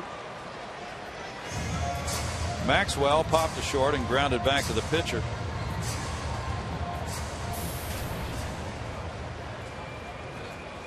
Well, looking in towards the dugout, I don't know if somebody was trying to communicate with him, maybe saying, hey, just don't worry about the umpire. You got some hitters to contend with here.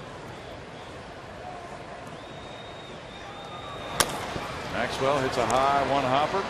Zimmerman, and there's the turn by Lombardozzi on a 5-4-3 double play. After 6, it's 2-2.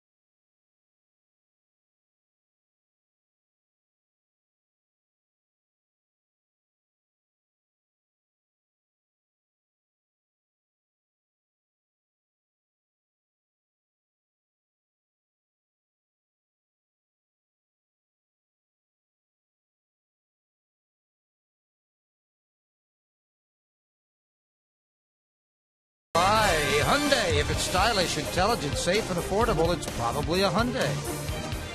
And by AT&T, rethink possible.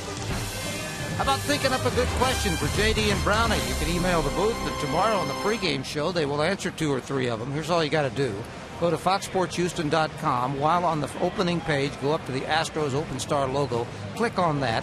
That will take you to the Fox Sports Game Connect opening spot. And click there. Then you go to the spot where it says Ask the Broadcast Team. Click there. And then you can write your email.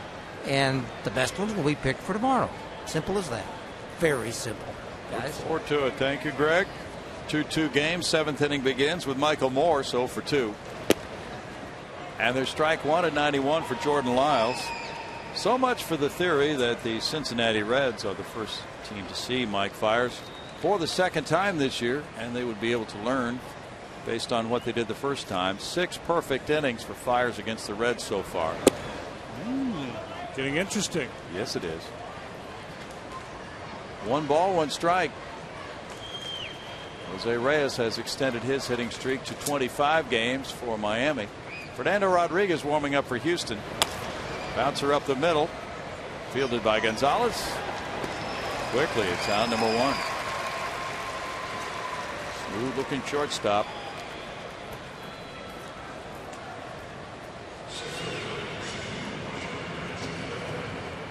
Pirates scored 2 in the bottom of the 7th. They've taken a lead now over Arizona, 4-3 in Pittsburgh.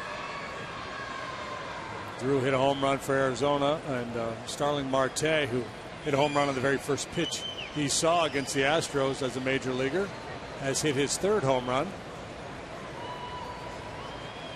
Roger Bernardina has walked and scored. He has struck out looking. There's ball 1. Steve Sparks has a good tweet tonight. Says the Nationals had 14 singles last night, and they have none so far in this game. They have a 2-run homer and a double. It's 2-0.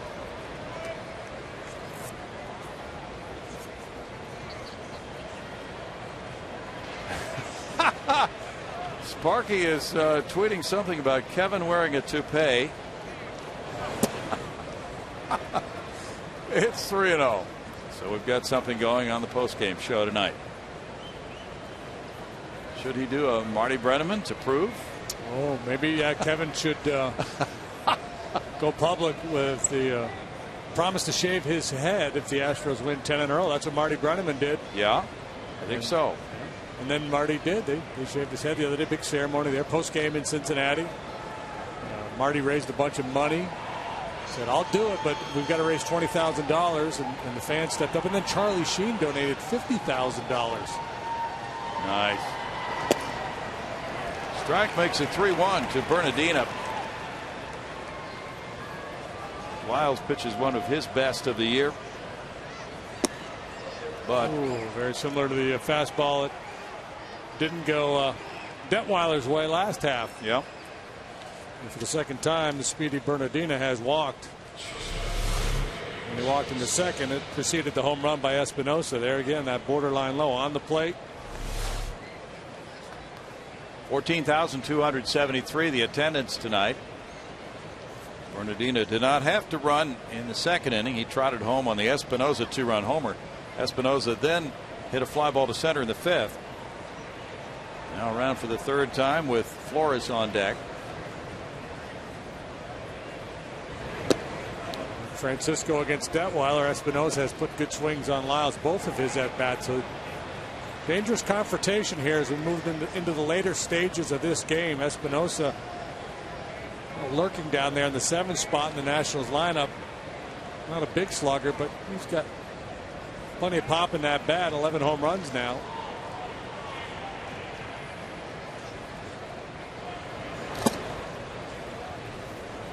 It's 2-0. Understandable that Lyles is being a little cautious, but now he's got to make a pitch. Can't afford to walk him. Drop a curveball on him here, JD. Maybe a little two-seamer. Trying to hit that outside corner. Try to just keep the ball down around the knees. Like that. Oh, 2-1. Good running count here if Davy Johnson wants to start Bernardina.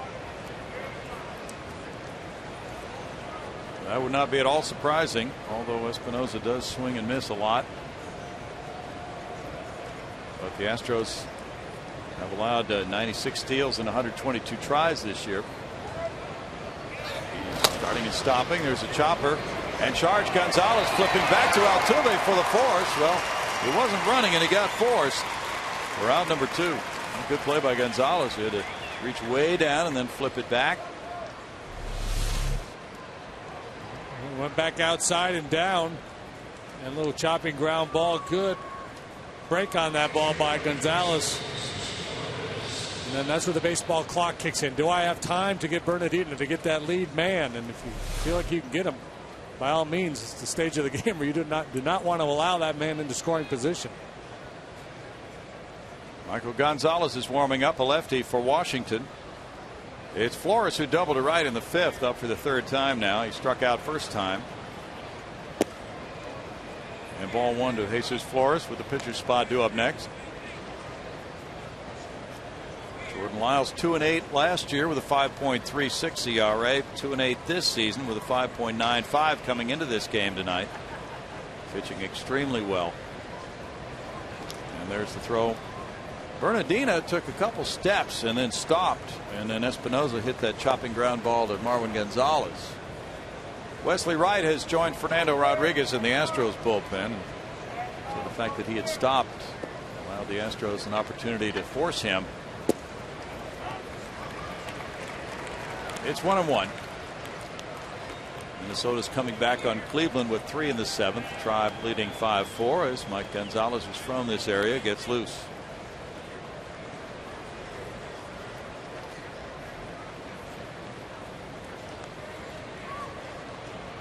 Arizona's dropping a 4 spot on Pittsburgh in the top of the 8th inning to lead 7-4. Still batting off Jason Grilli. Well, Grilli has not given it up very often this year. He's been very stingy. Chad Tracy's out in the on deck circle.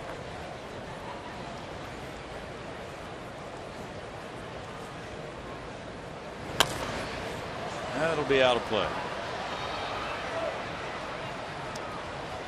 1-2. Wilson Ramos was the catcher most of the time earlier this year. Flores the backup. Ramos got hurt. Then Flores took over, and Flores caught the Gio Gonzalez 1-0 win over the Astros in Washington April 17th.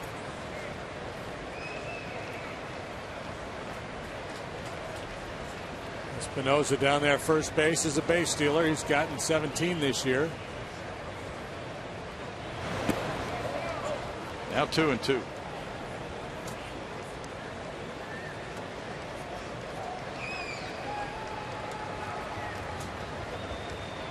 Keith Bell's in the game for Miami, leading 4-2 at New York in the bottom of the 8th.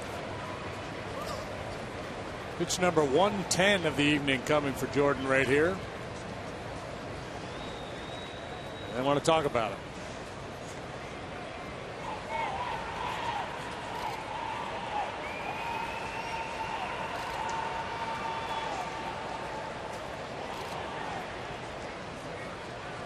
Lengthy conversation here.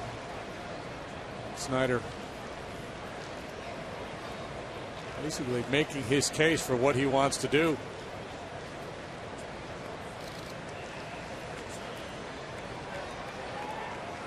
Jabba Chamberlain's in for the Yankees. He's back from his injury. He's missed much of the season.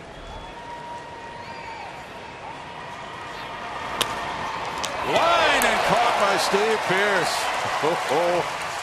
That was a blue darter headed for the right field corner, but it's out number 3. And in the middle of the 7th inning, it's a dandy here at Minute Maid Park. It's tied 2-2.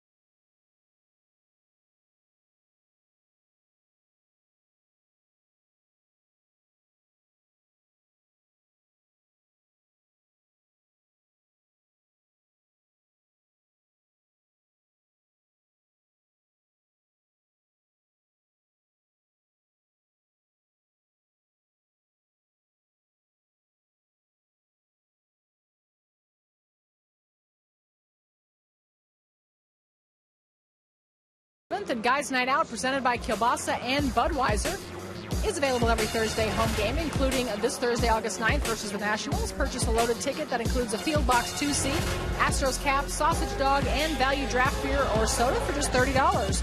Root now and buy tickets at astros.com/guys night. Guys?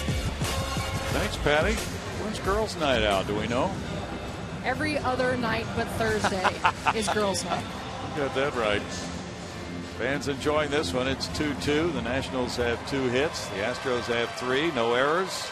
Steve Pearce, who caught that hot liner by Flores to end the top of the inning, leads it off in the bottom half. He hit a looping single to right center in the 4th. He's 1 for 2. Matt Downs on deck. Brandon Barnes due up 3rd. That's ball 1. It's amazing, JD, how often it is that the guy who catches a line drive to end the top of the inning comes up first in the bottom half and hits a double. 2 balls, no strikes. Got a double count right here.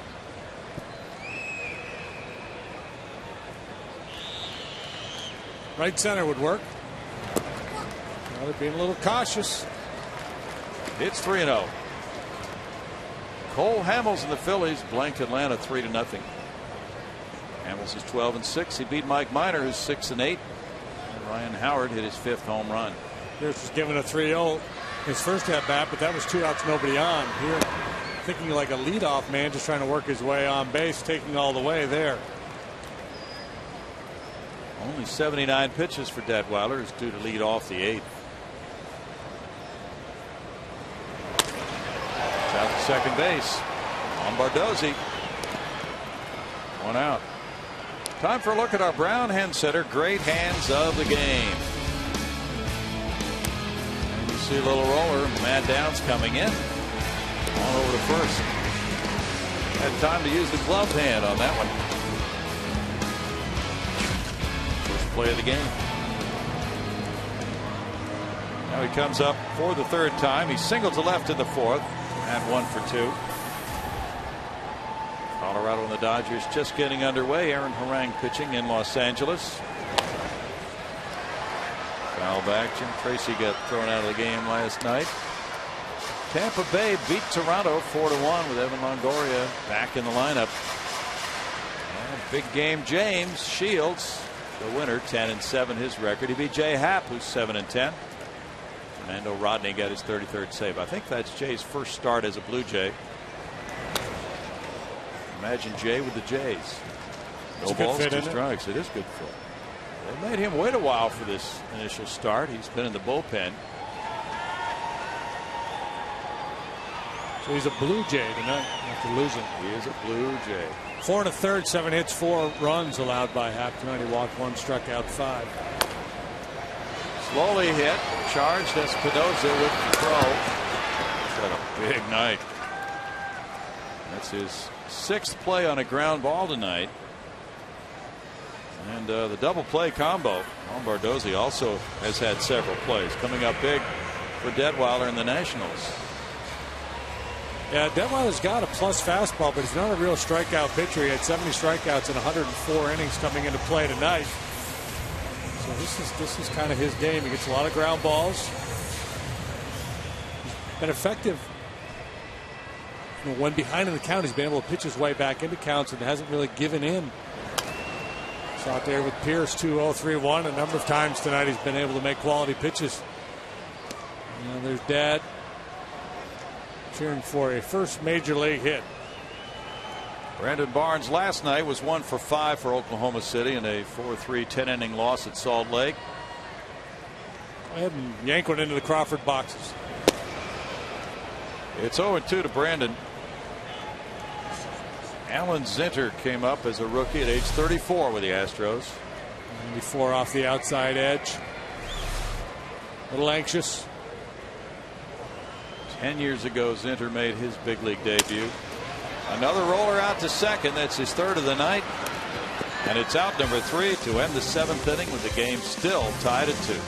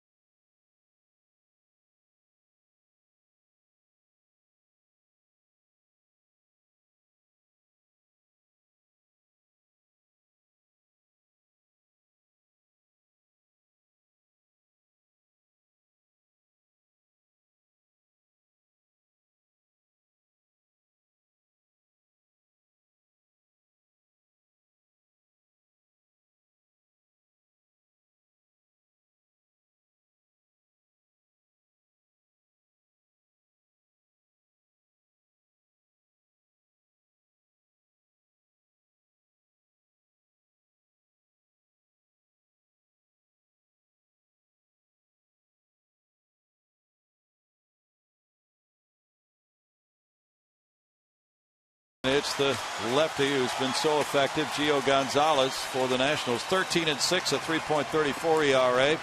And Armando Galarraga for the Astros, 0-1 with a 5.23. That's tomorrow night at 7:05, 6:30 on FS Houston for Astros Live. We get a pinch hitter, Jason Worth, coming up to lead off the 8th inning, batting for Detweiler.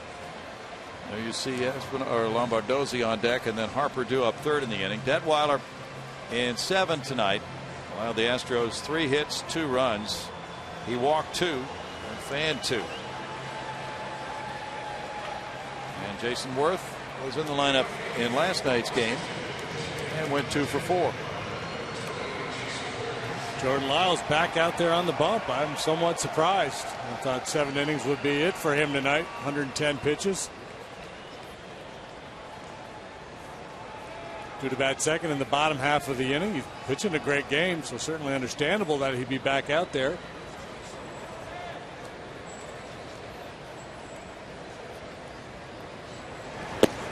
Strike 1 to Worth, who had a broken left wrist earlier this year.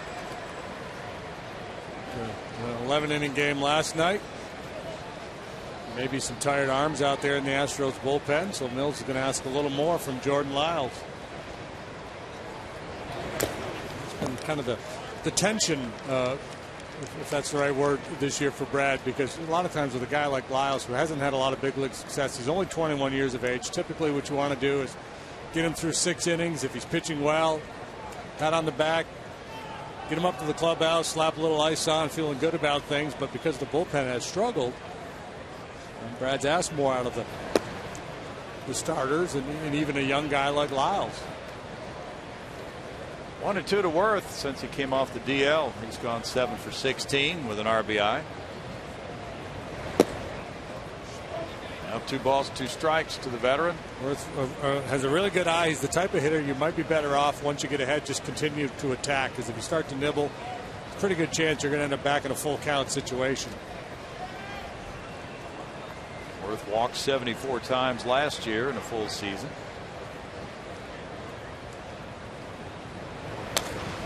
How's that one back? No more perfect game from Milwaukee, and Mike Fiers gave up a run to Cincinnati on 1 hit in the top of the 7th inning. He leads it 2-1 now as the Brewers bat in the bottom of the 7th.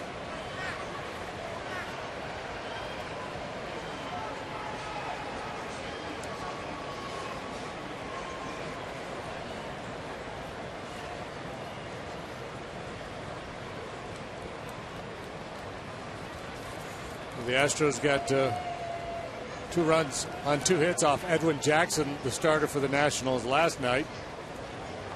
2 runs on 3 hits off Detweiler tonight. Line drive to right field, and that will be a hit.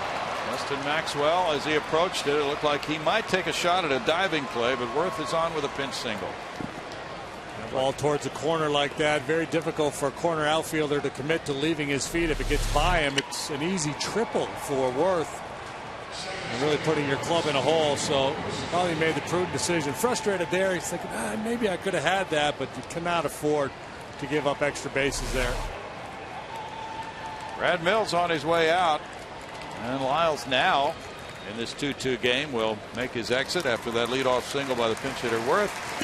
To a round of fine applause, and Wesley Wright is coming in with the game tied 2-2 after a moment.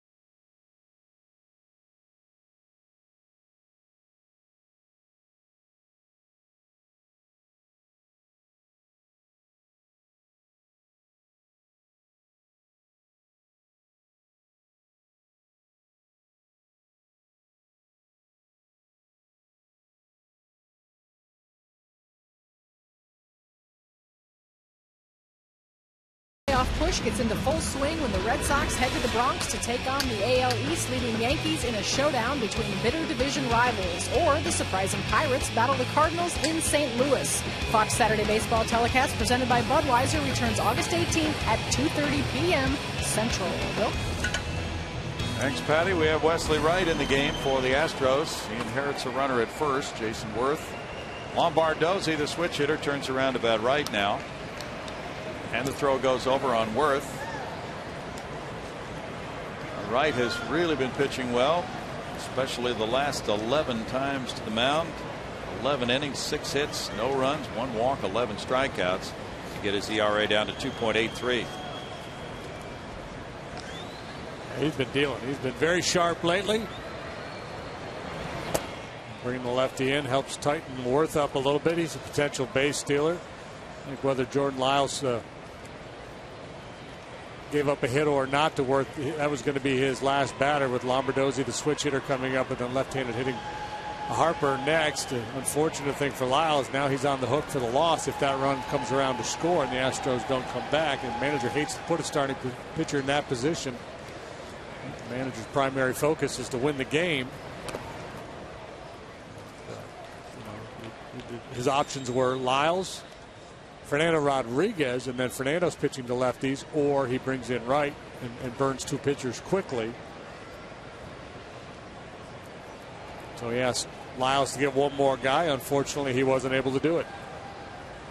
Lombardozzi, who has 6 sacrifice bunts, failed to get that one down. Worth is 3 for 3 in steals. Very good base stealer in his career.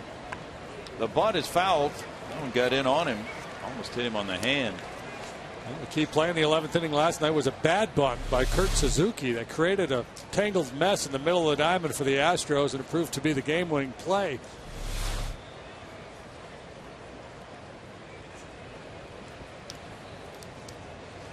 Bryce Harper's on deck.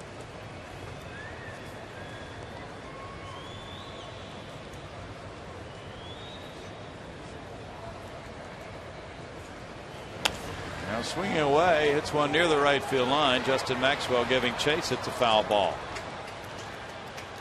Still 1-2 to Lombardozzi. Brownie mentioned that 4-run 8th inning that the Diamondbacks put on the Pirates. It featured a 3-run homer by Chris Johnson, again, who has now hit 4 home runs since joining the Diamondbacks. And if you recall, he had 0 home runs outside of Minute Maid Park prior to that trade. Now 4 times he's gone deep in, I believe, 8 games since joining the D-backs. Tonight is in Pittsburgh. He had at least 1 in Dodger Stadium. He's going out these big yards.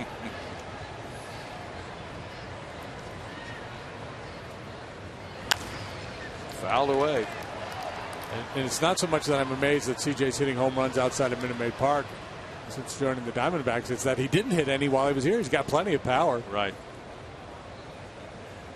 Nice evening for Jordan Lyles. Yeah. Can't win it, but an outstanding effort. If the Astros win this game, he'll be the main reason why. Now it's 2-2 to Lombardozzi. Giants lead at St. Louis 4-2. They're in the bottom of the 6th inning with Barry Zito on the mound. Kansas City is in front of the White Sox 3-2. Bottom of the 7th in Chicago. Bruce Chen pitching. Big one here for Wesley Wright on 2-2 to Lombardozzi.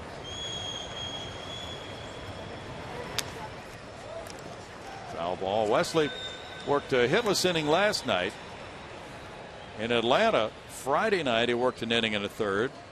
Came in with a bases loaded, 1 out, and got Jason Hayward and Chipper Jones. And then Saturday night came right back with another inning and a third of hitless baseball with a 3-2 lead. And he got Brian McCann in the 9th inning in that game. Breaking pitch, got him looking. 1 out in the 8th.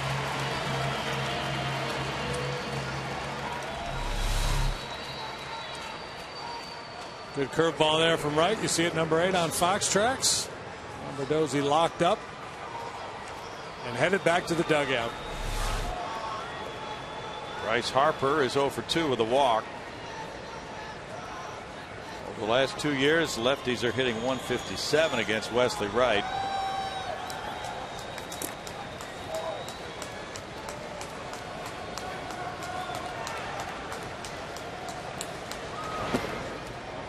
Ball 1 to Harper. Texas leads 5-3 at Boston. They go to the 9th inning. Will Middlebrooks hit his 14th home run.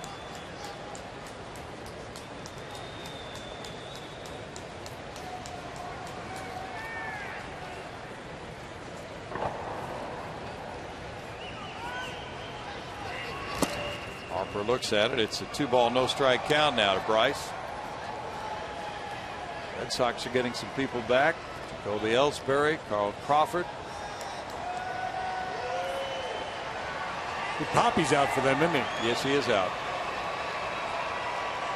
Ryan Dempster checked out after 6 2/3 innings, allowing 6 hits, 3 runs, no earned runs.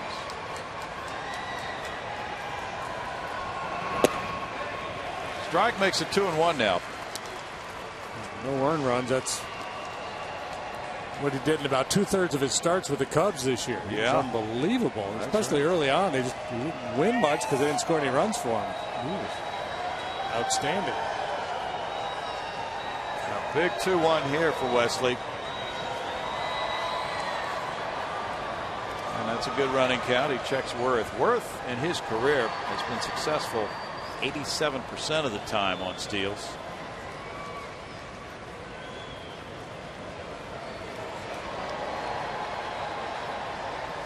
Nationals have a very good team percentage, just under 75% as a team when they steal.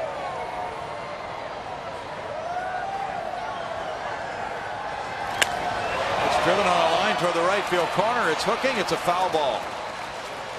He hammered that one. Fairly well blistered was that one. Yes, it was. But foul.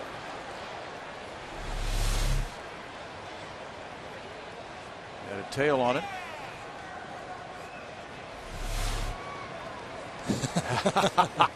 Okay. All right. Processing that information right now. Not thrilled that one in that particular place again.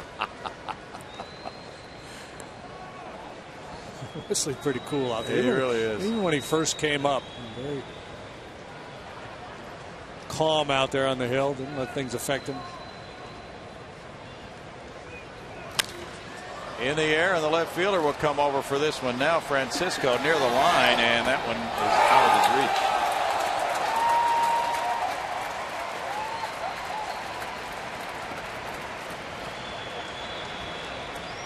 All right, they're happy about it. Let's see what happened here in the stands. Gonna make a hat play.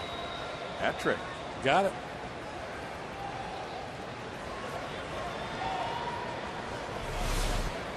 That other fellow That must have been another one. Maybe the one from before.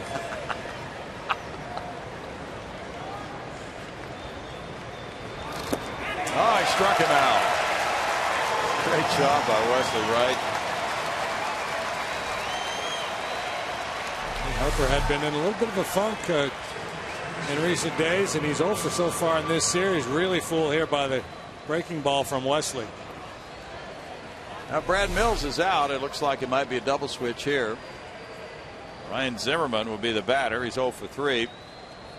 But Millsy has had a right-handed pitcher warming up. He's bringing Brett Wallace with him off the bench. And Wally's going to go to third. Steve Pierce flipping a different glove in. And we'll be right back with the score 2-2.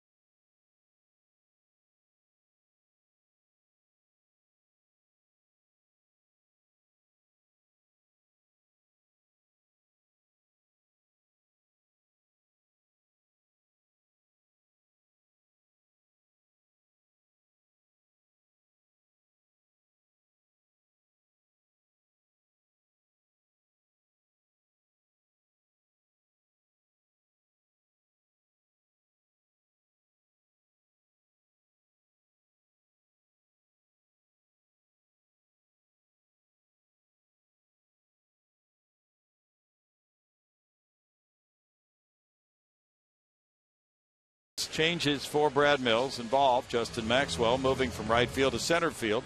Brandon Barnes has come out of the game. Steve Pearce has moved from first base to right field. And Brett Wallace has replaced him at first base. Wallace will be batting in the number 9 spot. The pitcher, Fernando Rodriguez, will be in the number 7 spot, with Barnes leaving the game after going 0 for 3 in his major league debut. Outstanding job again by Wesley Wright with a couple of punch outs, and Jason Worth remains at first base now with 2 outs. And Fernando comes on for the 50th time. He's 1-8 with an ERA of 5.77.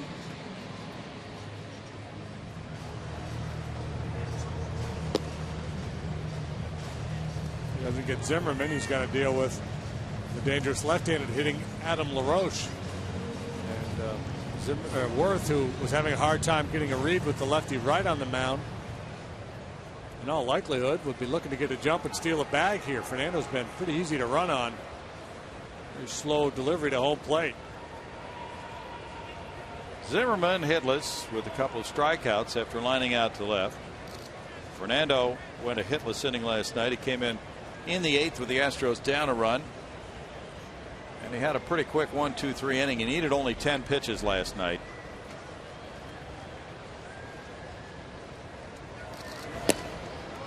Ball 1. Arizona's really laying it on Pittsburgh with 3 more in the top of the 9th to take a 10-4 lead to the bottom of the 9th inning. CJ probably went deep. He did. Did he really? He hit a second home run of the game and 13th of the year. Gonna make him mayor of Phoenix. He loves that uniform with a snake on it.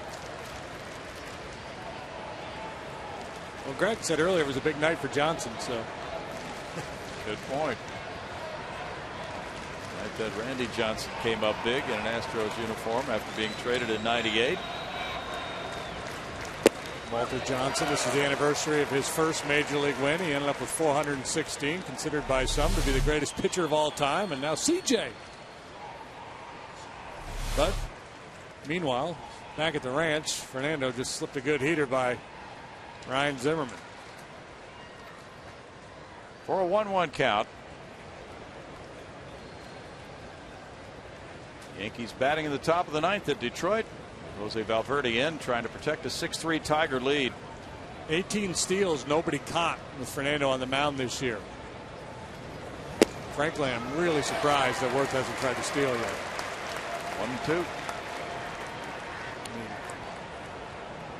I get it. Zimmerman has extra base power, and Worth has the ability to score because he runs well on a double. So, you know, if you got a guy out there who's tough to run on, I get it. But when you look at those numbers and you see Fernando's delivery, I'm Davey Johnson. I'm saying, go, man, go.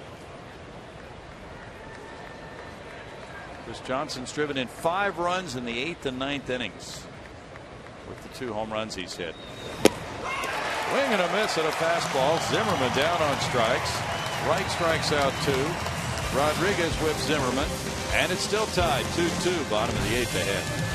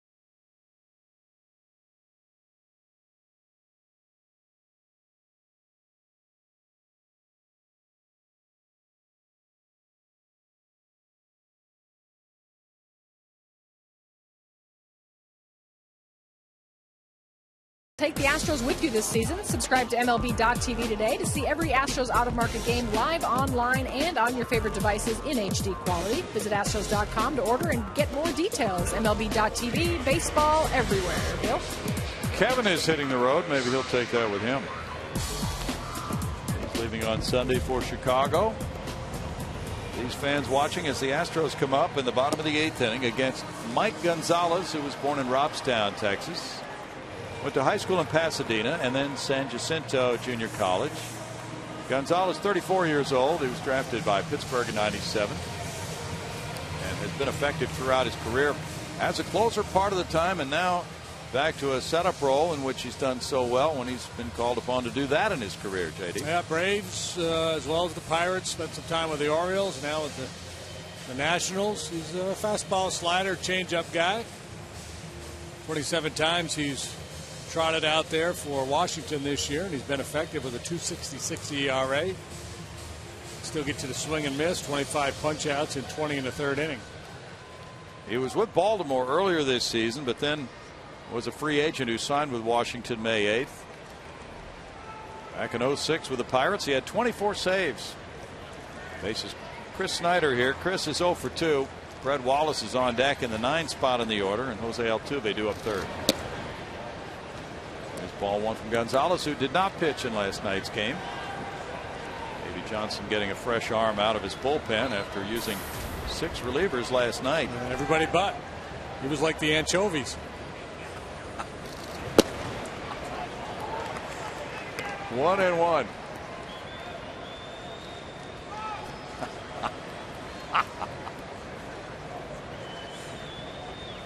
Gonzalez worked 56 times last year for Baltimore and Texas. That's tapped out the shortstop. Espinosa, a hot hand on the infield, takes care of out number 1.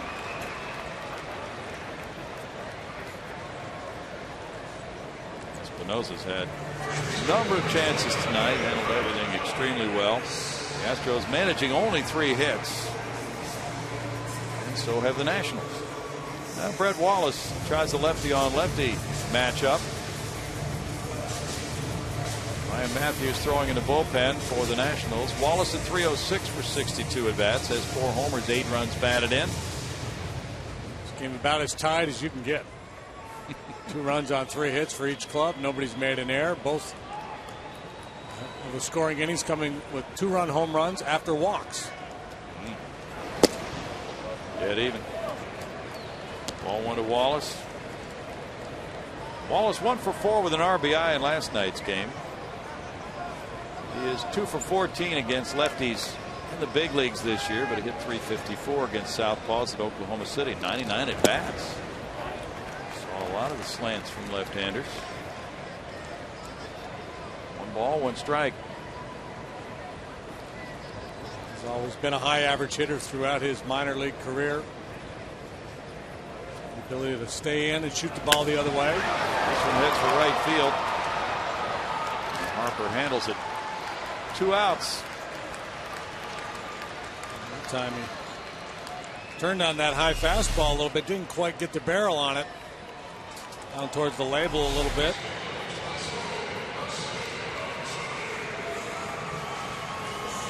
Now it's Altuve. He led off the Astros first with a walk. He's grounded out twice to shortstop.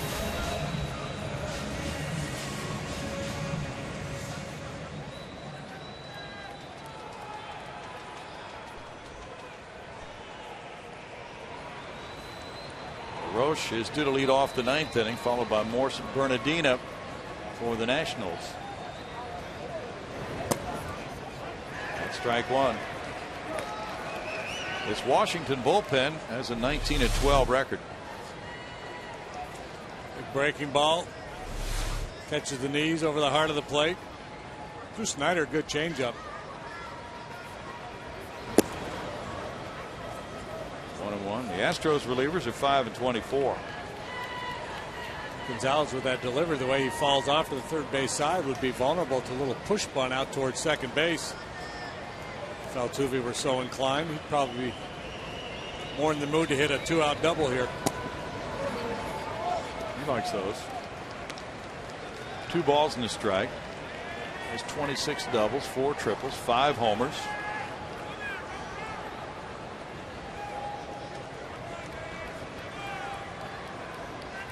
Yeah, yank one into the Crawford boxes, get 3 outs, and let's go home. That's a good plan. 2-2. Yes, sir. USA, USA. Man, he's beside himself with glee down there. Looks like he just won the 1500, JD. Looks like he just won the lottery. Looks like he dislocated his shoulder waving that towel. That's away for ball 3, and it's a full count. There he is. And then after all that, he just gave the ball away. Did he really? Yeah. He just wanted the accolades. Doesn't need the baseball.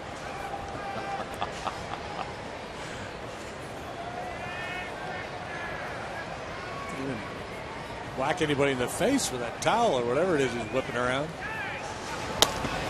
Ground ball and knocked down. Zimmerman unable to play it. Altuve reaches with 2 outs here in the 8th inning. It's an infield hit for Altuve. 123 base hits for the Astros All-Star second sacker. Zimmerman shading toward the line to take away extra bases in a play he normally would make, or at least would glove. Whether he'd be able to throw out Altuve or not remains to be seen. The official score thought he would not, and I tend to agree.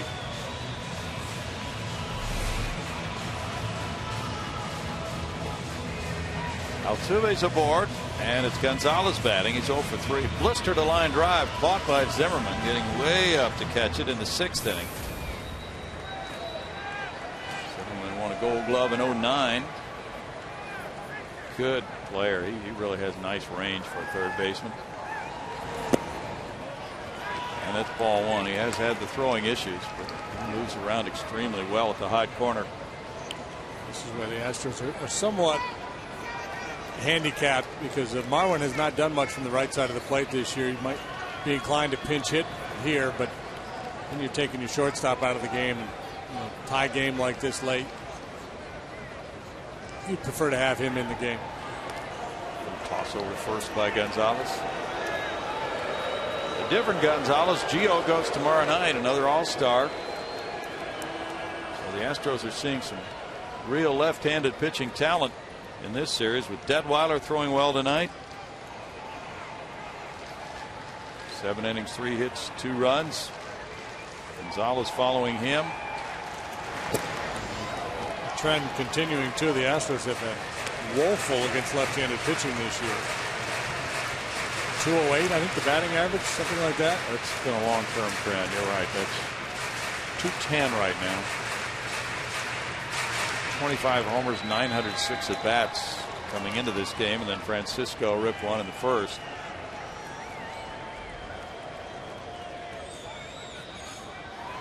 Runner goes. Here's the throw, and it's off. And a steal by Altuve, his 22nd. Morris just snapped off the throw. It wasn't close. Well, Jose goes on first move. He guesses right. It was a changeup, so all kinds of things conspiring against the Nationals and in the Astros' favor there, and now the potential winning run in scoring position. 22 steals for Altuve. It counts 2-1. Francisco on deck. As the Nationals outfield now cheats in. 2-2. Altuve up there. They were in no doubles defense, and when he was on first base, they were a little deeper. Now, where a little bloop single could be the difference maker, they come way in to prevent that from happening. About as shallow as I've seen a left fielder play with a right-handed hitter up.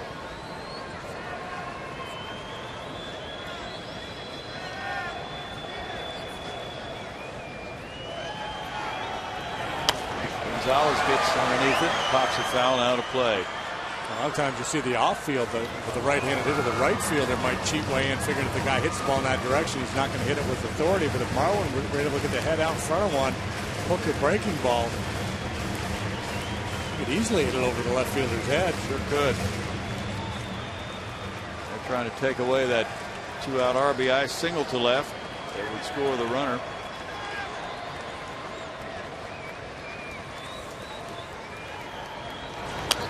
And foul back. Well, the Cleveland Indians, trying to snap a 10-game losing streak, took a 5-1 lead to the 7th inning. Minnesota got 3 in the 7th. They scored 3 in the 9th to lead at 7-5. Still batting. Chris Perez in there.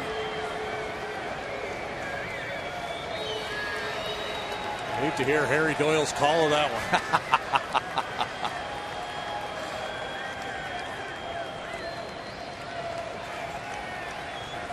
Come on, Marwin. Popped up. LaRoche calling to end the Astros 8th with no runs ahead and the runner stranded in scoring position. It's 2-2 going to the 9th.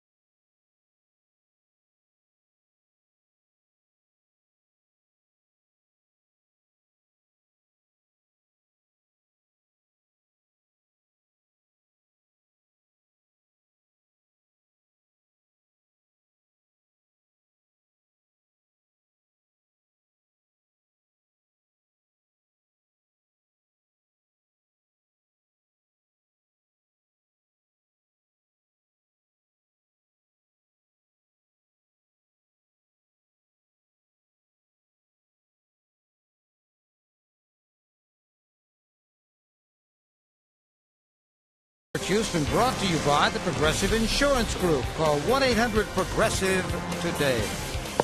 Our game is tied at 2. 2-run homers by Ben Francisco for the Astros and Danny Espinosa for Washington. And that is it.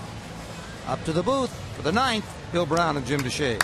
It is an odd pattern because Francisco hit his in the 1st and Espinosa hit his in the 2nd, and that's been it for the scoring.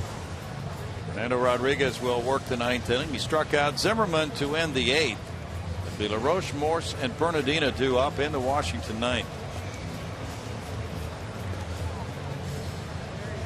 LaRoche and Morse, two guys with plenty of power. LaRoche really has been the club MVP for the Nationals this year.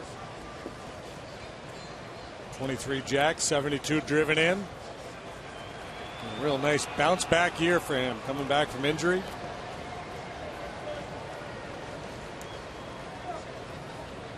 Altuve's out in right field, and that's where he's normally been playing on this hitter. But Wallace is close to the line, so then interesting look on that defensive alignment, and it's ball 1. There's the way it shapes out. Little Brad Mills. Wallace doesn't want to let him sneak one down the line for extra bases, so he plays a little tighter than normally.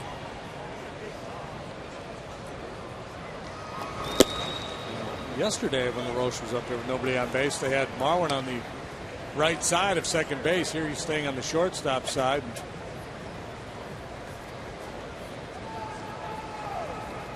And maybe because of Fernando being the power guy, a harder thrower, they may be more inclined to hit the ball on the third base side than otherwise. Gonzalez out into left field in front of Francisco. That's one down. The Astros in their 9th have Francisco, Maxwell, and Pierce due to bat. Michael Morse, whose 15-game hitting streak is on the line, is 0 for 3 tonight. Mike Fiers is a legitimate Rookie of the Year candidate now for Milwaukee after another fine outing tonight. The bullpen's in now, trying to protect a 3-1 Milwaukee lead. Milwaukee batting in the bottom of the 8th inning, and no lead is secure enough for Ron Renneke with that bullpen this year. He may not be in yet. He's still in the game. Fires in 8 innings, allowing 3 hits, 1 run, and he has really been lighting it up this year. Off the home plate umpire, Mark Carlson.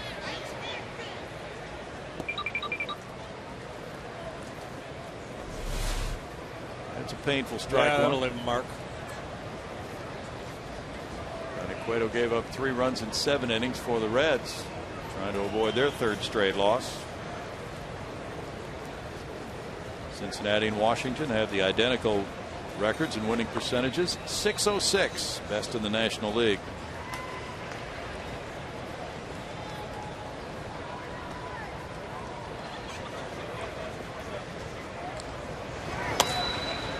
Tied him up and he fouled it for strike 2.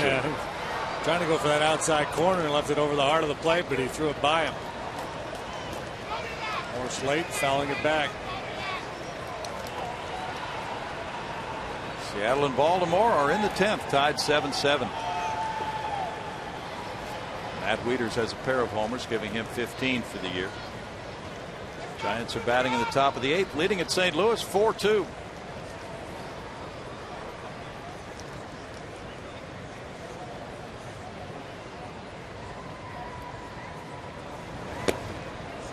Ball, and that makes it 1-2 to Morse. Morse a bit of a late bloomer. He had a big year last year. In 2010, he put up decent numbers part-time for Washington, but he spent a lot of time in the minor leagues, working his way up through the Mariners organization.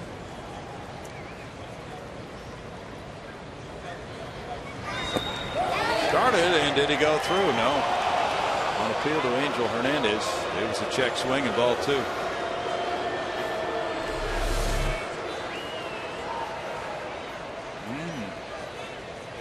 That could go either way.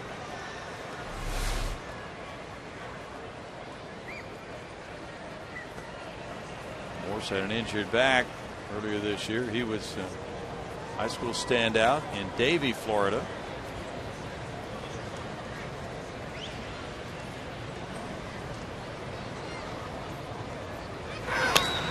Fouls it back. It's the Fort Lauderdale area.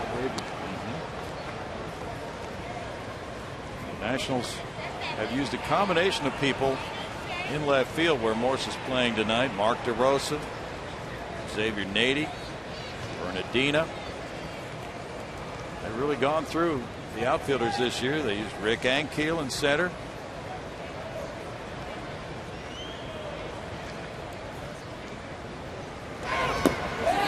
Dirt, and did he swing? Yep. Struck him out.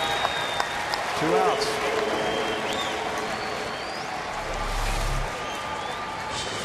Good sharp breaking ball there from Fernando. Morse, who was able to check previously, could not this time. 4 of the last 5 recorded via strikeout. Roger Bernardina has walked twice in this game, and he struck out looking. Wesley Wright got 2, and now Fernando has 2.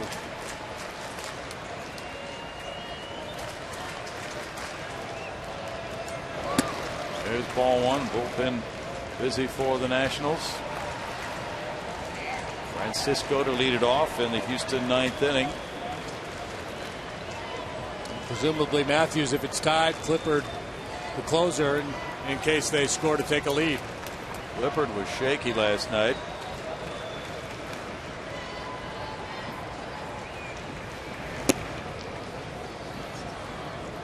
It's 2-0. Astros are having a hard time throwing Bernardina strikes tonight. He's not exactly Barry Bonds in terms of being a power threat. No.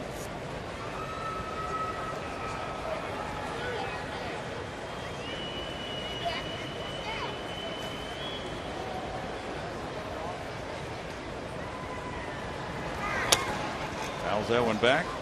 And it's 2-1 to Roger Bernardino. And you certainly enhance his power every time you force to throw him a 2-0 or a 3-1 fastball where he can load up and take a big swing. That's what he did.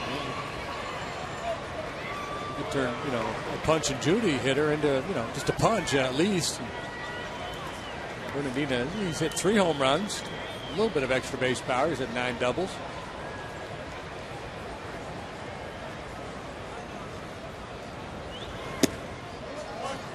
Now it's 3-1 to Bernardino.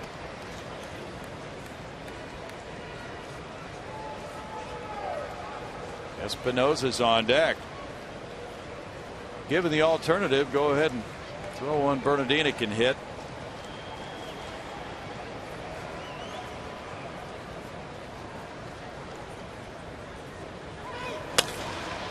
He pops it up. Downs calling it third. That's a 1-2-3 ninth for Fernando Rodriguez. He has set down 4 in a row. Francisco, Maxwell, and Pierce due up in the bottom of the ninth in a 2-2 game.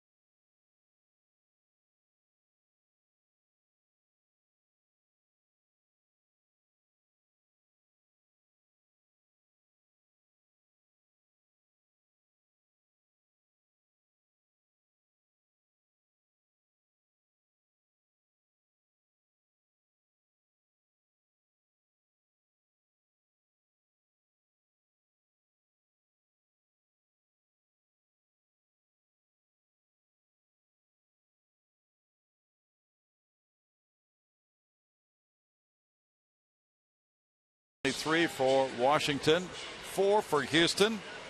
No scoring since the second inning. And now, as you see, Ryan Matthews coming in this game. He will be pitcher number 3. Mike Gonzalez in the 8th inning.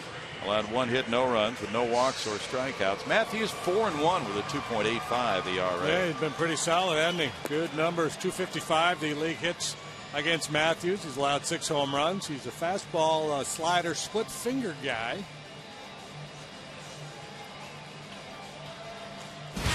Pretty hard. And Francisco pumped this 2-run homer off Ross Detweiler in the first inning for a 2-0 lead. The Astros have won 4 times in their final at bat this season. They do not have a walk-off win at home. They have lost 20 times in their opponent's final at bat. Francisco ready. He has a walk in addition to that home run. Rolls over on that one. Strike 1. Matthews has worked 4 2/3 scoreless innings over 4 appearances since he allowed 3 home runs in a game July 29th at Milwaukee. That's an unusual way of getting started there with that glove up in front of his face. It's a 1-ball, 1-strike count. Matthews worked 1 hitless inning in last night's game. He threw only 11 pitches. Just a little bit like Norm Charlton. Only he's right-handed. Doesn't have to giddy up. Center fielder Bernardino. 1 out. And Justin Maxwell comes up. Maxwell is 0 for 3 tonight. Has not gotten the ball out of the infield.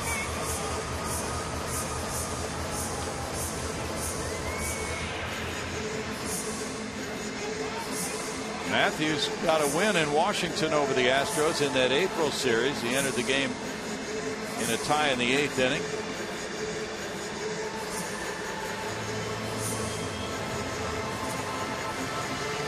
Steve Pearce is on deck.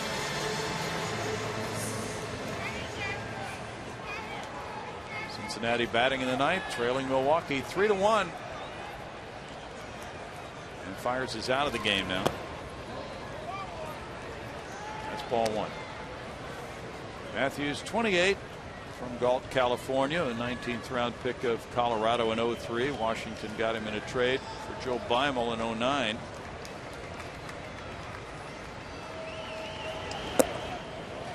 That one runs down and in for ball 2. It was good for the Nationals last year in 35 appearances. It's 2-2 with a 2.81 ERA. Trying to get Justin to swing at that sinking fastball and beat it into the ground. Justin able to lay off. Now has himself in a favorable count. Good rip, just pulled off. Well, we had a big road trip.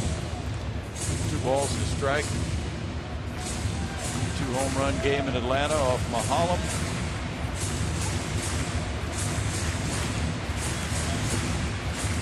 Like about the Astros being so bad against lefties this year, hitting the league worst 210. But Maxwell's a guy who's really done a lot against left-handed pitching. Righties have been an issue for him now.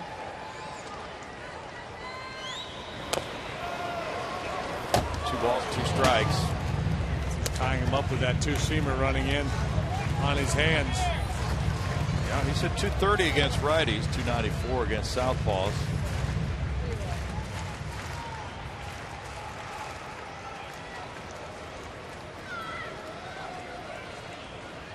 Maxwell has hit 8 homers, though, off right-handed pitching. Oh, a close one. 3-2 now. Flores held it there. Most right-handed pitchers you see try to get Maxwell out with sliders away or curveballs away. Matthews has been running fastballs in, then took a shot at the outside corner with the heater. So they're going back in. Bouncer slowly hit. Espinosa has been automatic. 2 outs.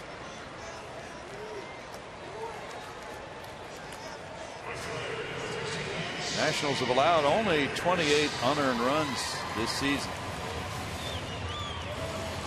Infielders are like goaltenders. They like early work and they like plenty of it. Keeps them sharp. Well, sharp tonight. Steve Pearce singled in the 4th inning. He's 1 for 3.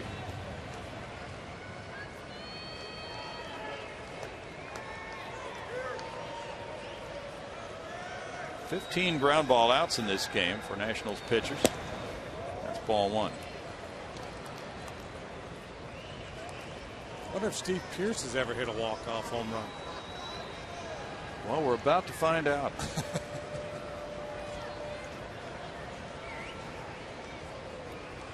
He's hit .318 against the Nats with a homer in his career. 2 balls, no strikes. There it is, Brownie, right here. Yep. 2-0. Matt Downs on deck. We'll have a good view of it. Get your call ready. Oh. Now 3-0. Now does he get the green light? He got it in the 1st inning. With a fly ball to center. 2 outs, nobody on.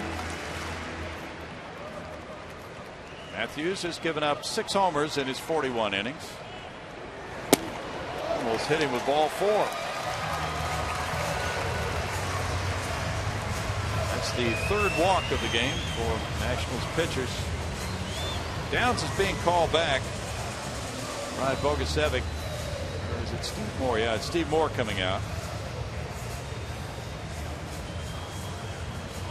So Downs leaves after going 1 for 3. And Moore gives Brad Mills a left-handed bat. Scott Moore, I'm sorry. Moore, 223, 5 homers, 14 runs batted in. He's had 103 at bats. And Scott 1 for 1 as a pinch hitter. 5 home runs and 103 at bats. Get your attention.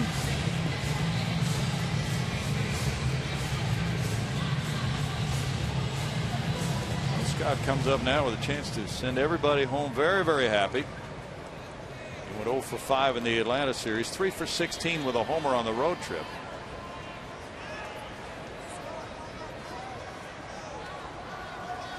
I think Matthews would compete pretty well against lefties with that sinker moving down and away. This one gets by the catcher Flores. Now Pierce moves to second base.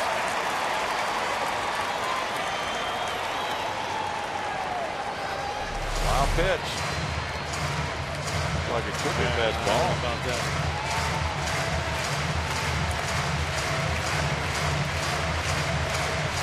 Regardless of what it's called, that's on the catcher. Looks like it was very catchable. Now LaRoche over.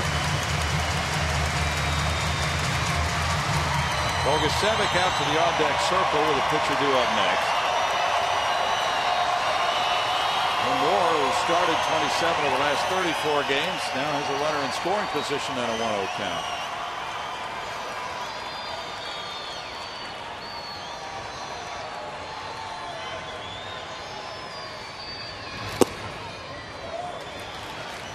Again, the outfielders tighten up. Bernardina quite shallow in center.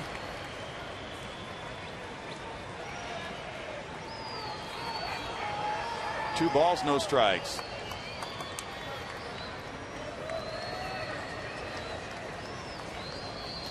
That's 6 straight balls thrown by this pitcher, and there's number 7. 3-0 to Moore. Doesn't appear to be any help in the Nationals bullpen either. It's pretty quiet out there. Scott Moore from Long Beach, California, trying to win one, and that put him on, so he won't be able to do that. Intentional walk to Moore. And it's Bogusevic.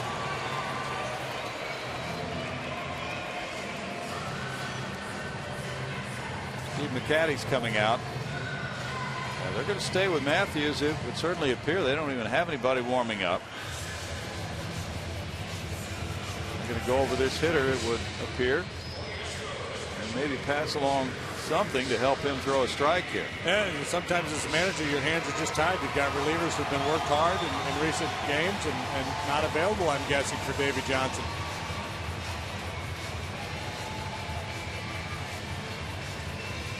Bogusevic is 7 for 19 as a pinch hitter with 3 runs batted in.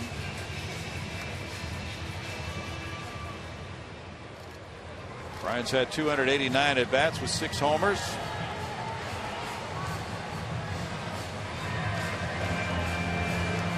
Good off the bench. Chris Snyder is in the on-deck circle. Not only does Davey Johnson have to get out of this mess, but he has to contemplate finishing off a game should his club take the lead in extra innings.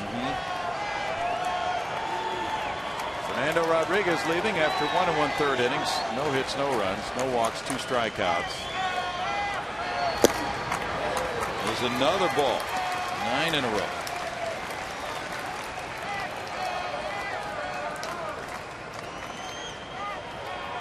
Just get the feeling Bogey's going to hit it hard somewhere. Whether he finds a safe haven, I don't know. But sooner or later, Matthews is going to have to be a little bit more aggressive. Bouncer first, and the play by LaRoche will send it to extra innings for a second straight night. No runs, no hits, 2 men left. After 9, it's tied 2-2.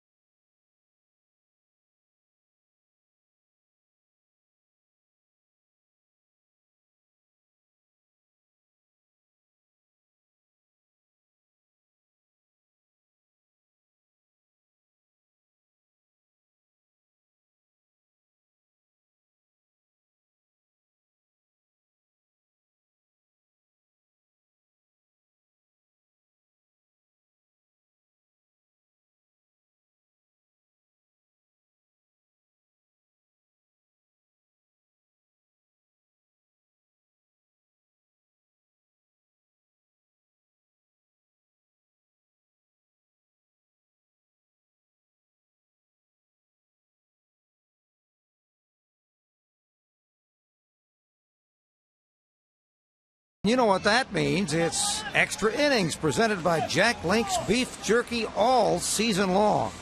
Jack Link's Beef Jerky, feed your wild side. Astros need to get a little wild here in extra innings. They've had a major problem in this category. They've not won a game in extra frames. But there's always a first time. First, they've got to stop the Nationals in the top of the 10th inning. And here's Bill Brown. And Scott Moore stays into play third after pinch hitting for Matt Downs. Meanwhile, the new pitcher is Wilton Lopez, who worked a couple of innings last night. He was the loser on an unearned run. He's 3-1 with a 2.36 ERA, and he's piled up 42 innings so far. Yeah, he probably threw close to 30 pitches last night. The Astros, haven't won an extra inning game all year. They haven't won all that many games. So Brad Mills, no doubt, checked with Lopez before the game today. Said, "What do you got in you? Can you give me an inning?" And Lopez obviously said, "Yeah, I'm good, Skip. Let's go." Threw 25 pitches last night in the 2 innings, giving up 2 hits, 1 run. It was not earned. And of course, there were a couple of errors made in that 11th inning last night that cost the Astros. Now Danny Espinosa leads it off in the 10th. He homered in the 2nd for the 2 runs for the Nationals. And Wilton Lopez throws ball 1. Lighting up the radar gun last night. I believe we saw 97 from Wilton. He has a chance now to be the guy in the late innings. The injury to Francisco Cordero, and Brad Myers was traded. Brandon Lyon was traded. Striking it to 1-1 count. The Nationals are 8-6 in extra innings. The Astros are 0-10 in extra innings. The Astros have not scored a run after the 9th inning. Their opponents have scored 12.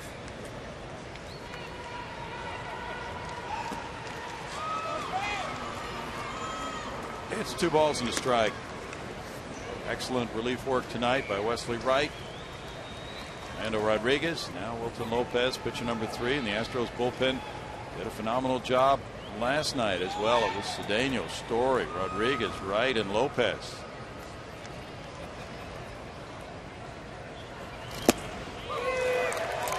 Good location. Right around the knees. And it's 2 balls, 2 strikes.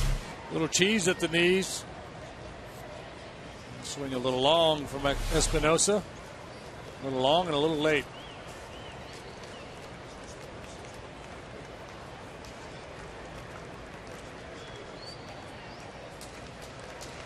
Can sink the fastball. He'll elevate the fastball. Has a real good changeup.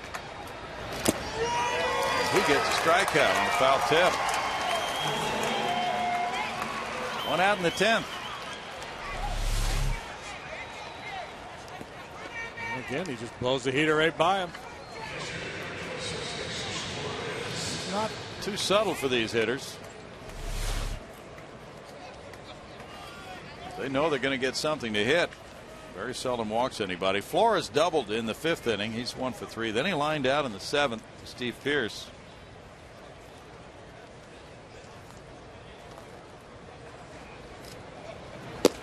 Lopez got the first save for him this year, in the 2nd of his career, Saturday night in the 3-2 win in Atlanta.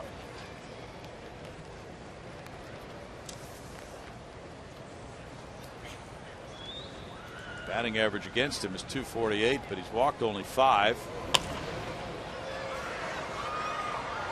1 ball, 1 strike. Yeah, because he hasn't been a closer and gotten a lot of saves, he doesn't get a lot of recognition, but he's one of the better relief pitchers in the league the last couple of seasons.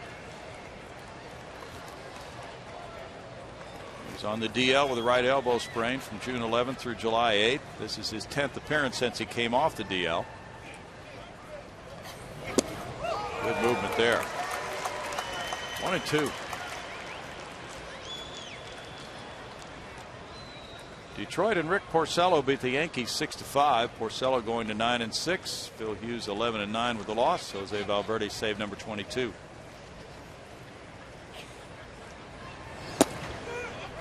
That's another ball, and it's 2-2. Yankees are lucky that nobody behind them has gotten really hot because they've just been kind of limping along here lately. True. Gone 4-7 in their last 11 games. Detroit taking the first 2 of that series has won 6 in a row now. Staying close to the White Sox. Broken bat, and Wilton Lopez catches it, but the bat winds up on top of the dugout. 2 outs.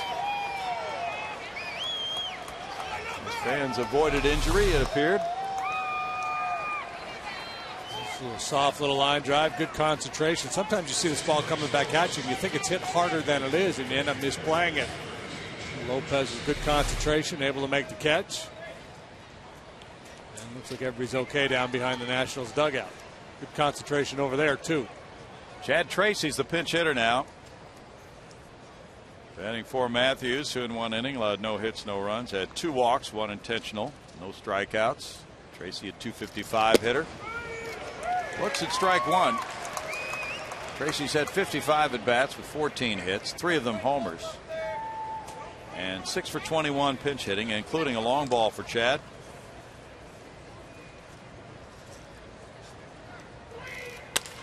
He smokes this line drive to the gap in left center field. Looks like extra bases. Maxwell over, gets in front of it. Here's Tracy going to second, and the throw is offline. Gets by Altuve. Tracy in with what should be a double. J-Max would have gunned him down had that throw been right there for Altuve, but the throw was offline and it was a difficult bounce for Jose. Tracy not a speedy guy, but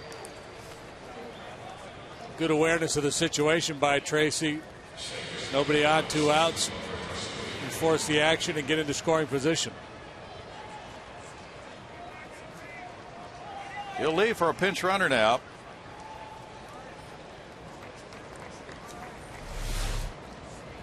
Edwin Jackson, last night's starting pitcher, will run, and Tracy will, get in there and say to Dave Johnson, "Well, Skip, I just hustled out that double, man. What are you doing running for me?"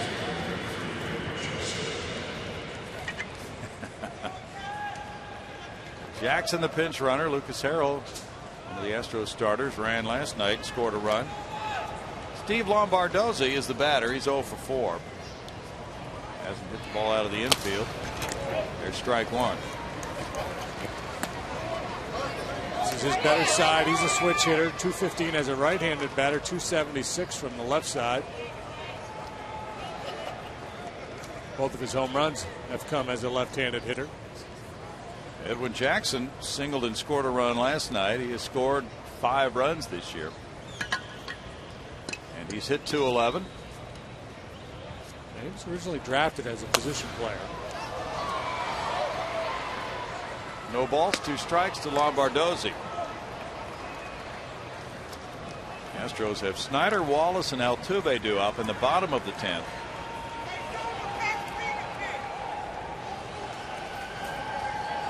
Seattle and Baltimore tied 7-7 in the 11th.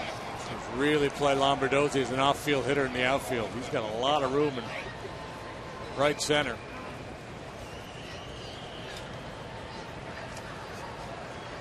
Cardinals are batting the last of the ninth, trailing the Giants 4-2. Jeremy Affeldt in. Strike 3. Lombardozzi caught looking. That's the top of the 10th. With no runs, 1 hit, 1 man left. It's still tied 2-2.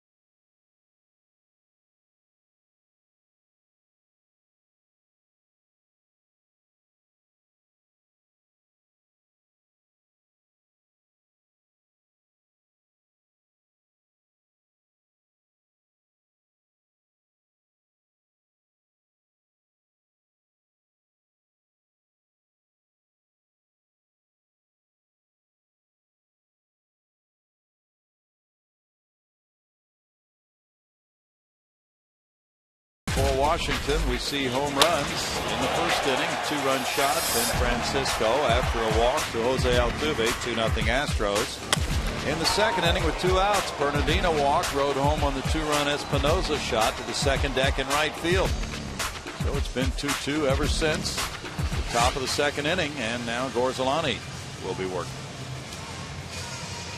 A veteran left-hander. Came up as a starting pitcher with the Pittsburgh Pirates back in 2005. Spent the better part of 4 years there before moving out of the Chicago Cubs. Last year in this, he's been a National. Well, pretty solid numbers. Can throw both a 4 and a 2-seam fastball, slide ball, and a changeup. Tom just turned 30 last month. Second round choice of the Pirates in 03. In last night's game, he worked 2/3 of an inning, logged 2 hits and a run. Came in with a man on base. Brett Wallace delivered a sac fly. And Justin Maxwell a triple and an RBI single by Steve Pearce. Chris Snyder is 0 for 10 in his career against Gorzolani. He leads it off in the home 10th inning, 0 for 3 tonight. That means he's due. He is due. Just missed hitting a home run in the ball game last night. Strike one. In extra frames, but just couldn't keep it fair. It's in the 11th inning.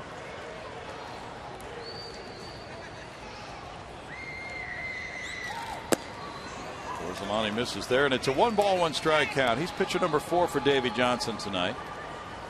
Well, Miguel Cabrera is now up to 95 runs batted in.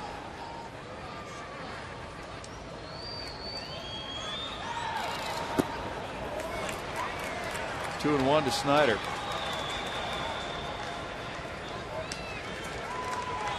'95 runs batted in 110 games. This might be his year, Brownie. Oh, he's averaged nearly 120 a year. Change up. Good one. 2-2. You know, Josh Hamilton falling off as much as he did back in May, you would have bet a lot of money that Hamilton was going to be the MVP in the American League. Really looking pretty strong right now. A lot of baseball yet to be played. Certainly has been deserving in the past too. Gorzolani gets a foul ball. He's started more than he's relieved in his career. Last year he had 15 starts, 15 relief outings for the Nats. Traded from the Cubs to the Nationals January 2011 for minor leaguers. He won 14 for the Buccos in 07, 14-10 that year, 201 innings. That's ball 3, and it's a full count to Snyder. No surprise seeing the count run full with Chris Snyder up there. It happens quite often.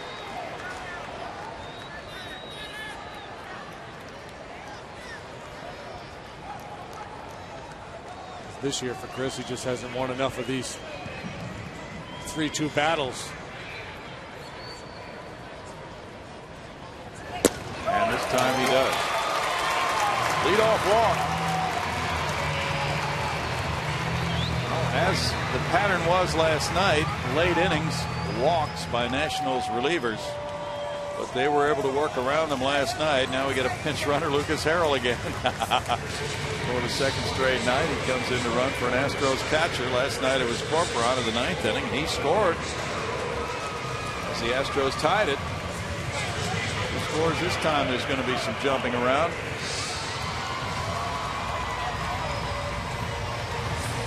Brett Wallace is the batter. Harrell has scored 4 runs. Leads all the Astros pitchers in runs scored. Like Edwin Jackson, he's hit well too. So presumably he can run the bases. We saw it last night.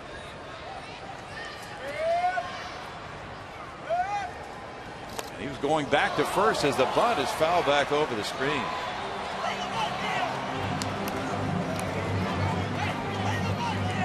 Putting the sacrifice on here. You know, Altuve's been so good against left-handed pitching this year. You can understand the thinking.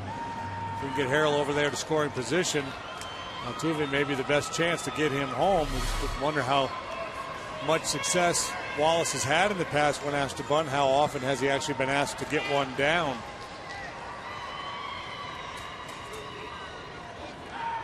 And the throw goes over on Harrell.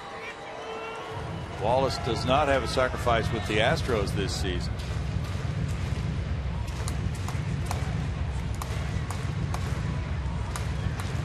Bobby Meacham over there chatting with Harrell. He's just hoping Wallace doesn't pop one up, one of those tweeners like we saw last night from Suzuki. Harrell with not a lot of experience on the bases. It's 0-2.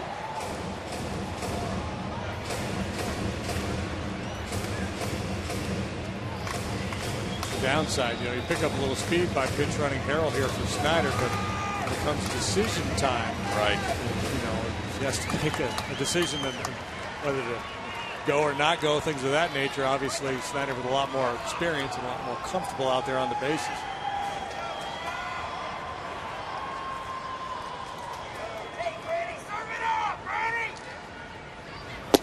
Wallace strikes out. 1 out.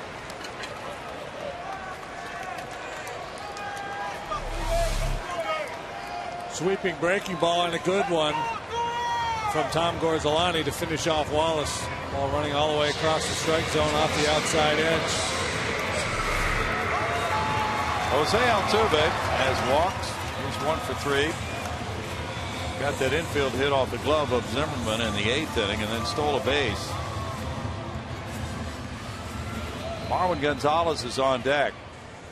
Corporon will come in to catch if there's a top of the 11th, and that would leave J.D. Martinez as the only bench player available for Brad Mills. Maybe we won't get there. Double play ball here. There's one. And it's 6-4-3 to end the 10th inning. Second double play for the Nats tonight. After 10, it's still tied at 2.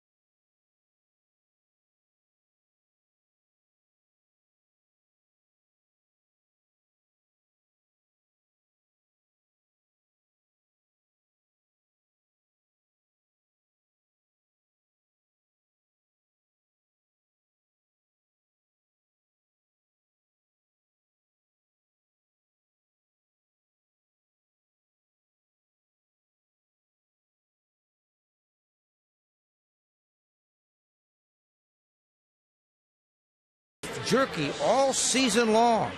Jack Link's beef jerky. Feed your wild side. Activity moves on to the 11th. Still tied at 2. Bill Brown and Jim Bechet are still topside. We were looking back through to see how many total extra innings the Astros have played this year. They played 17 now without scoring in an extra inning.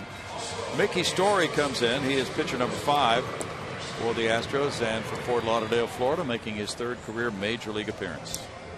Well, number 2 came last night, a third of an inning. He walked a man, struck out a man. He walked Zimmerman and then punched out Morris to finish off the Nationals' 7th. Good work by Lopez. Good work by everybody in the bullpen so far tonight for the Astros. Carlos Corporon throws on the gear. He'll squat behind home plate and hopefully put down the right fingers. It's Harper, Zimmerman, LaRoche dangerous waters for Story to navigate here in the 11th. Story made his debut Friday night in Atlanta. And so far, great. 1 inning, no hits, no runs in his 2 appearances as a big leaguer. That's ball 1. Mickey knows that he is not a hard thrower and he needs all of his pitches, pretty much like a starting pitcher pitching in relief.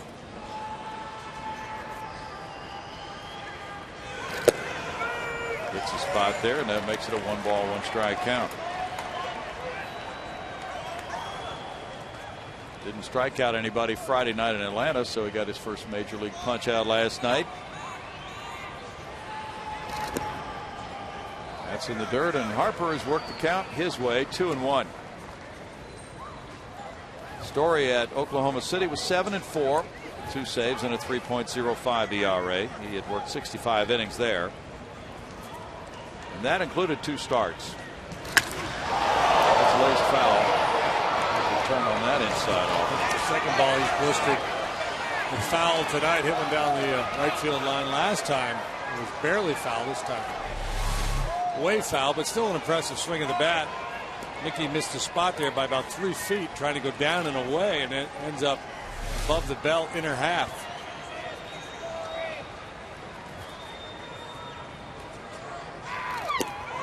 This there a little bit high off the plate for ball 3. 3-2 to Harper, and Harper might be running if he draws a walk.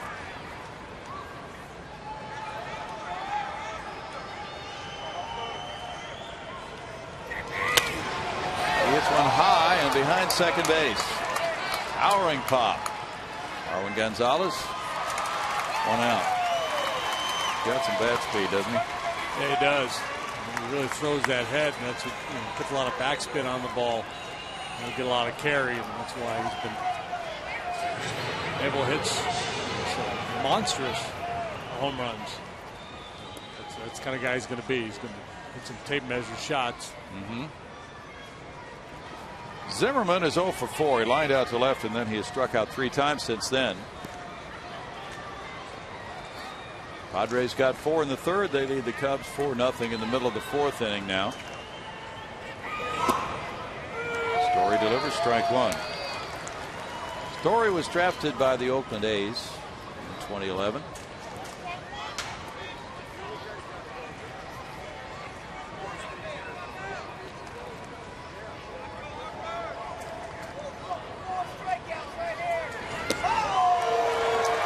Breaking pitch makes it 0-2.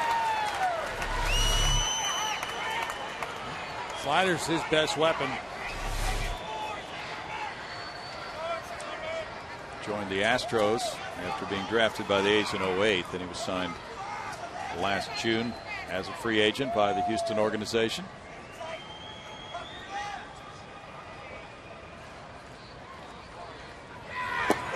That's there for strike 3. 2 outs for Mickey Story. 4th time in a row that Zimmerman has punched out. 3 times swinging. This time I think he was looking for that slider again. And he runs a fastball back over the outside corner. No dispute from Zimmerman.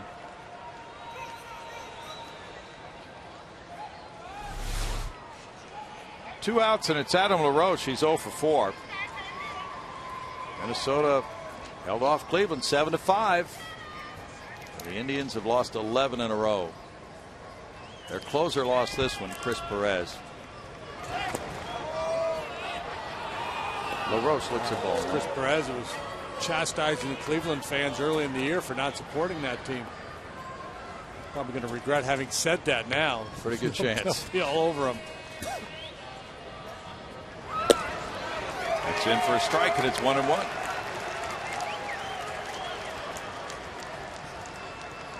So far, so good for Story as he pops up Harper, punches out Zimmerman.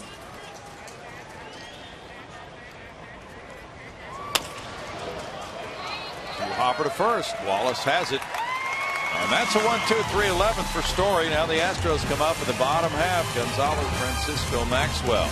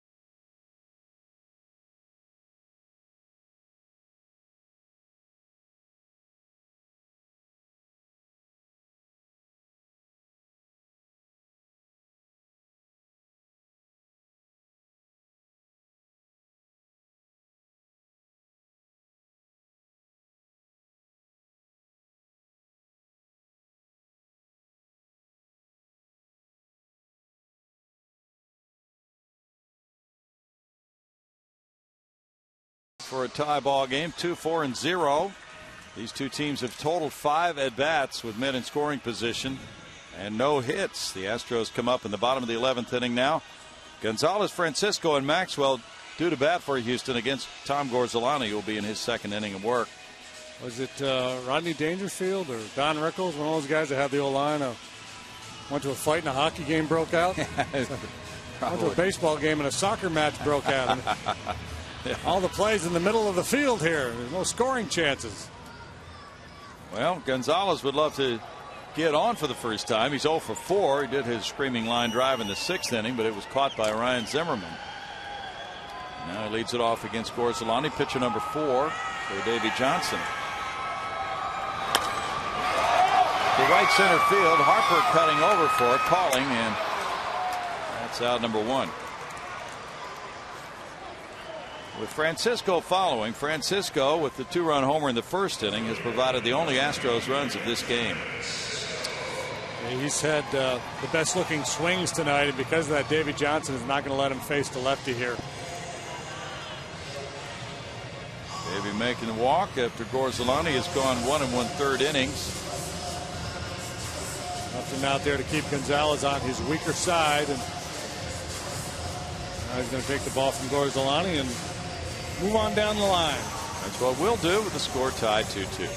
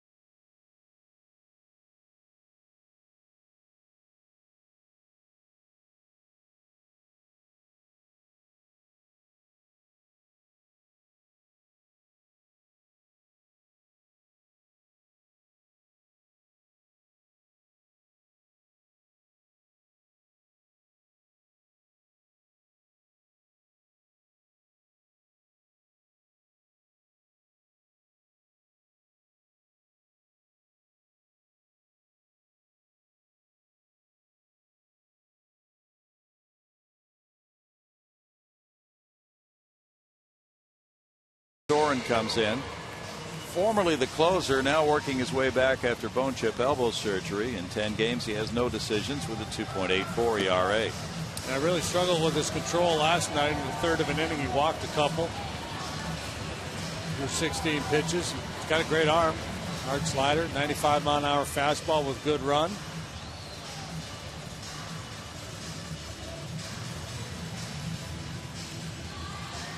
Wound up after the 2 walks with a 4-3 lead in the 8th inning, getting J.D. Martinez with the bases loaded.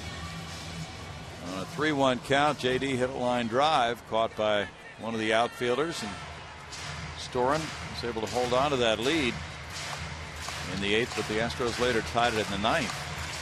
Power arm, 137 career innings. He has struck out 130 men.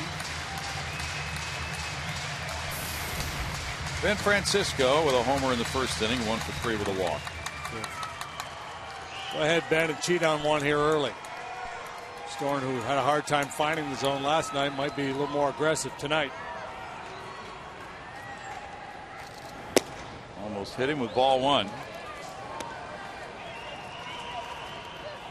And last night, these Washington relievers had major control difficulties. 2 walks in the 8th inning. A walk and a hit batter in the 9th, another walk in the 11th inning, but they did not give up a loss, give up the tying run. Here we go. 2-0 now for Storm. I mean, just 8 total hits in the ball game, 4 for each side, and there's been a lot of hitters counts in this game. Hitters just have not been able to take advantage.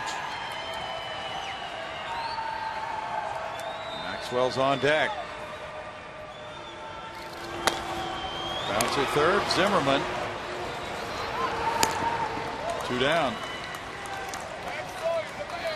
Lonnie went an inning in the third, allowing no hits, no run, with 1 walk, 1 strikeout.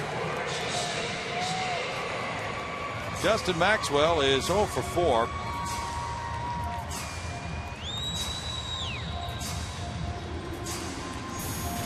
Nationals pitchers have 19 ground ball outs in this game.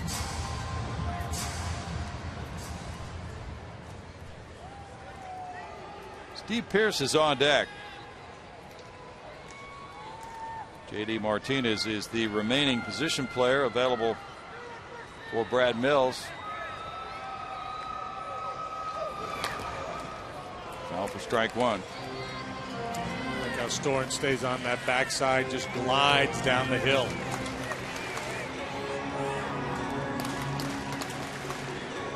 He was the 10th player drafted in the 09 draft from Stanford. Storen from Brownsburg, Indiana.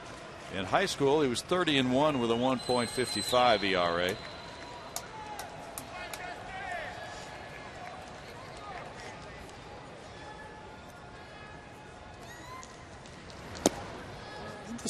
Isn't he the guy that used to start with his plant foot turned way inside towards the rubber? There's somebody. Seems like he did.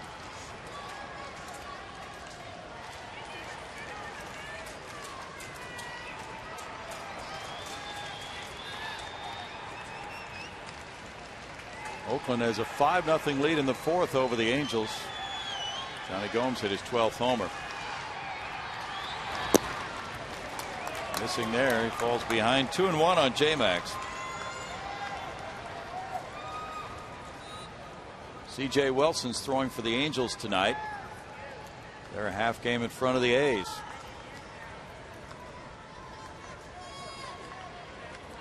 Carlos Quentin hit his 12th home run for the Padres. They lead 7-0 after 4 over the Cubs. Maxwell tried to check his swing, but he went around Angel Hernandez with a call. That evens the count at 2-2. Unfortunately, offering at that one, if not, he would have been sitting there with a 3-ball, 1-strike count from Storen, just a little anxious.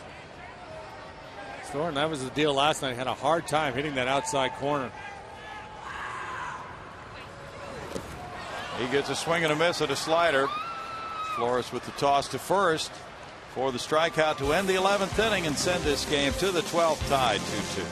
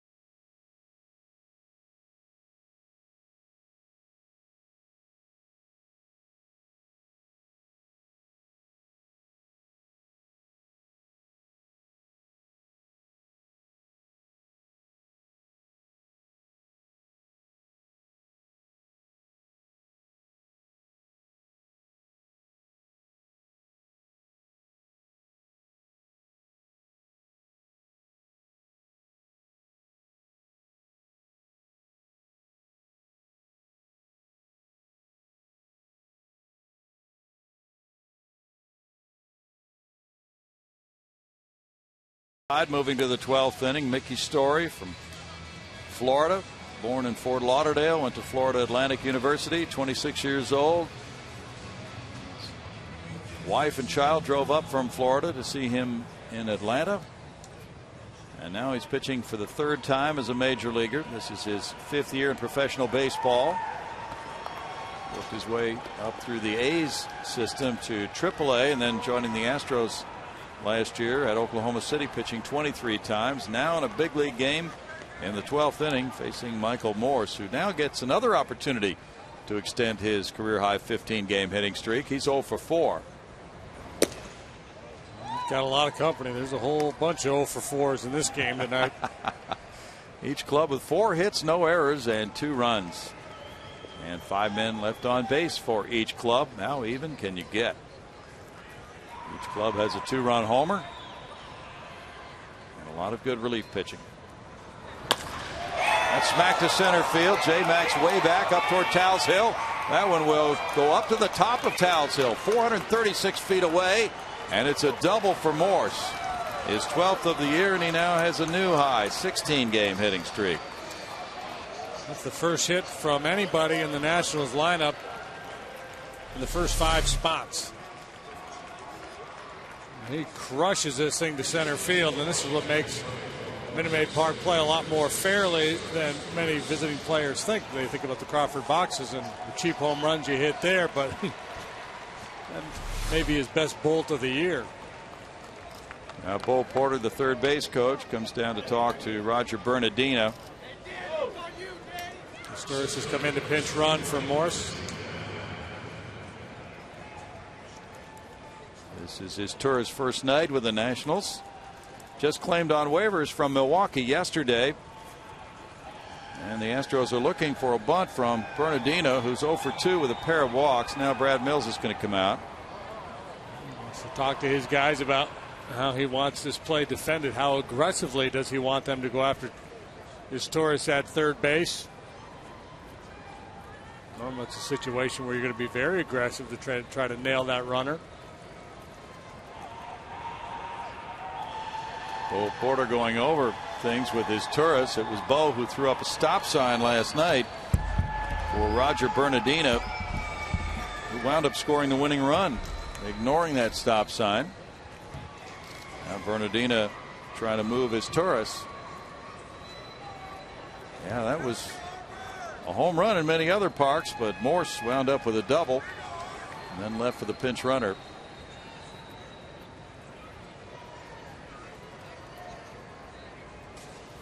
Five hits for the Nationals, 1 homer and 3 doubles among the 5. Now Bernardino set to bunt. It would appear. Let's see. Bunting, and he bounces it high. A look for Moore, and he throws to first base and gets the out there. It was close. Scott Moore looking back at Carlos Corporan. They're talking that one over. His Torres to third, 1 out. The Astros had a wheel play on there with hopes of nailing Sturris at third base, but a good bunt put down by Bernardino left Moore with no option but to get the out at first base. You don't have a whole lot of time to think it over with Bernardino going down the line. Now the infield comes in. Danny Espinosa, the batter. 2-run homer in the second. He's 1 for 4.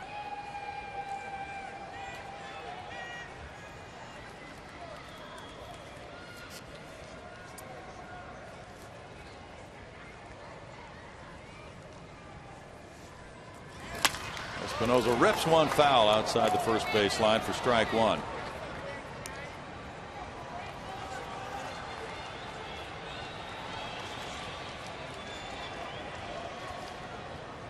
Good aggressive swing there by Espinosa. Seems like in these situations, a lot of times with infield in, hitters just start to feel for the ball a little bit. A good aggressive hack. He's hit only 174 with men in scoring position.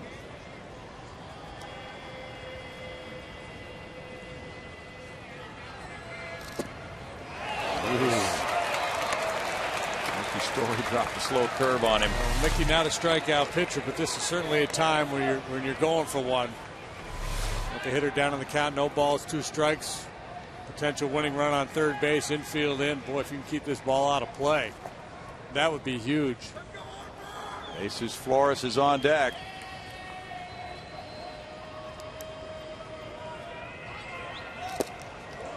And he's not biting.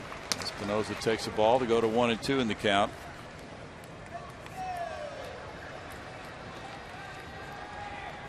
Barry Zito and the Giants beat the Cardinals 4-2. Lance Lynn lost that one with Jeremy Affeldt getting his third save. Bochy's going to go with bullpen by committee now. Foul ball keeps it at a 1-ball, 2-strike count. A breaking ball from Story. Espinosa on top, beats it into the ground, foul. Everybody on that infield up on the balls of their feet, ready to react.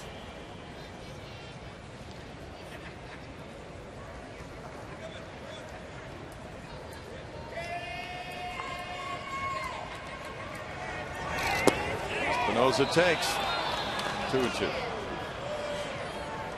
First place Reds have lost 3 in a row. Milwaukee beat them 3-1 in Milwaukee, with Mike Fiers going to 6-4 with a 1.80 ERA, beating Johnny Cueto. He's 14-6. Henderson got his first save.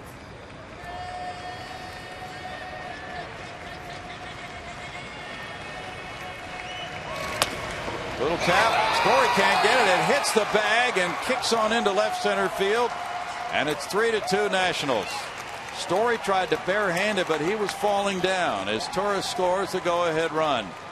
First run since the second inning in this game. Espinosa has driven in all 3 for the Nationals now in this ball game. He stays back a little bit better on this curveball. It stayed up for him. You see Mickey falling off to the first base side, creating a little opening up the middle. And it's interesting because a lot of times in that situation, when the home team is batting, you'll see the visiting club pull one of their outfielders into the infield to plug that spot up the middle. You never see it with the home team because they have one more at bat, but you can certainly understand a manager playing it that way. It'd be unconventional. Now a 1-run lead, and they look for more. Flores doubled in the 5th inning to right field. He's 1 for 4. Lined out to first in the 7th. Lined back to the pitcher on a broken bat in the 10th. Tyler Moore's on deck. There's strike 1. Storin is due up next. Tyler Clippard is the closer for this Washington club.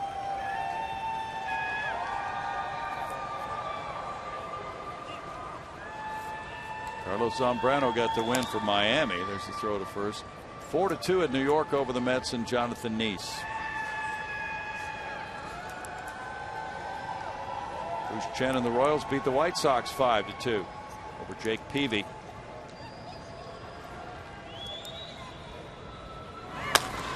Grounded foul. 0-2 to Flores.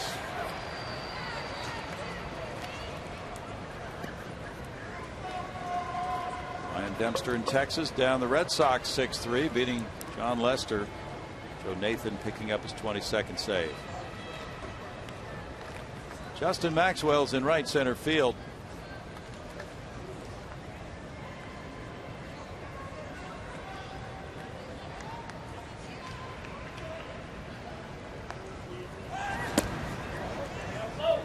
It's 1-2. Morse opened the inning by crushing a double to center field. Left for the pinch runner is Torres. Bernardina sacrificing him to third, and Espinosa giving the Nationals the lead.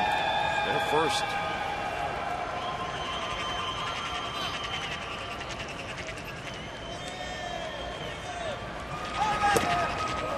Close. 2 balls, 2 strikes. Arizona pounced on Pittsburgh in the late innings to win it 10-4. Ziegler the winner, Grilly the loser. Arizona going to 2 games over 500. So the Pirates and Reds both lost. The Reds remain 3.5 in front.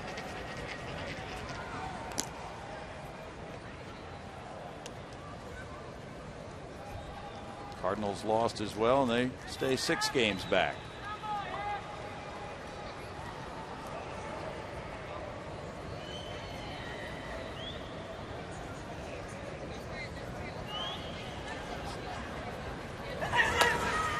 Foul back. Still a 2-ball, 2-strike count on Flores. Nationals off to a good start on their 10-game road trip. They'll be going to Arizona and San Francisco before they return home.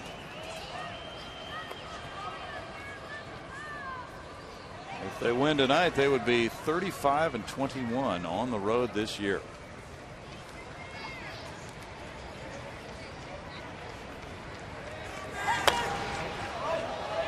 Foul back, and it's still a 2-2 count on Flores.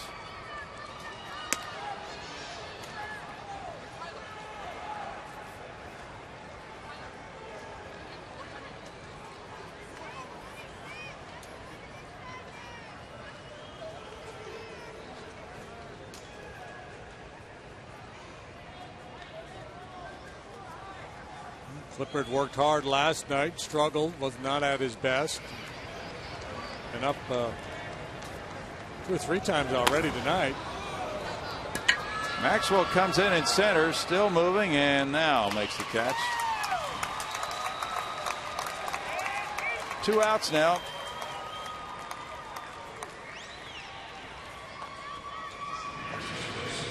And we'll get Tyler Moore as a pinch hitter.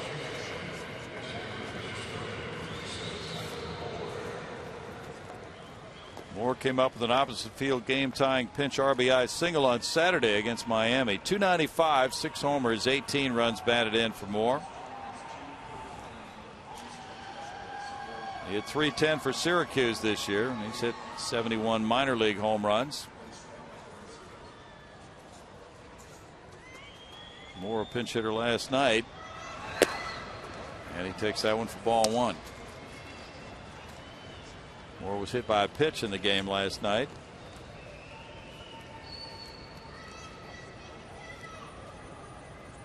He's had his shot at playing some outfield as well, with opportunities this year with the Nats. Looks at that one for a strike. Moore's from Lafayette, Louisiana. He probably has some family over here. Went to Mississippi State. 25 years old, drafted in the 16th round in 08 by the Nats. He goes up the ladder. 1-2 to Tyler Moore.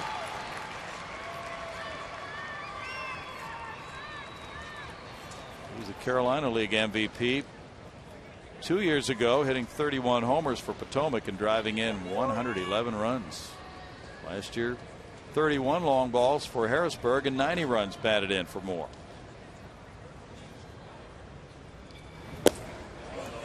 Story throws. He doesn't get a call there.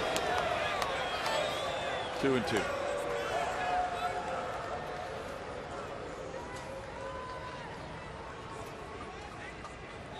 Seattle and Baltimore are in the 14th at Camden Yards. They're tied at 7. Take that. Yeah, right. Tap to third. Scott Moore with a throw. In the 12th inning, the Nationals get a run on 2 hits. They leave a man. Now they have a 3-2 lead.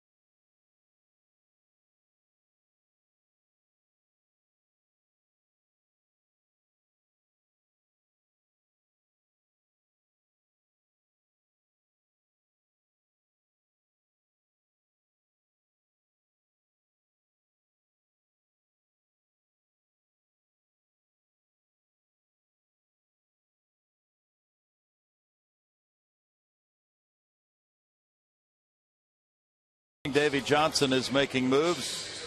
And he's bringing in his closer. He'll use pitcher number 6 of the night. Steve Lombardozzi has moved from second base to left field. Michael Morse came out for the pinch runner Cesar Izturis, who stays in to play second base. And he scored the go-ahead run. And it's the closer, Tyler Clippard, coming out of the bullpen with 22 saves and 26 save opportunities. He got one of those 4 blown saves here last night. He's been tough to hit. The league batting just 170 against Clippard, who features an outstanding change of pace. See the delivery there. He throws that front elbow up and then comes over the top with a good fastball, slider, and like I said, a plus changeup. That's his best weapon. He took over as the closer on May 22nd. Last night, it just seemed that the Astros were laying off that changeup. It seemed that they were looking for it. So we'll see what strategy he employs tonight as he comes in to face Steve Pearce to lead it off. Pearce has been on twice, a single to right center in the 4th and a walk in the 9th. He's 1 for 3.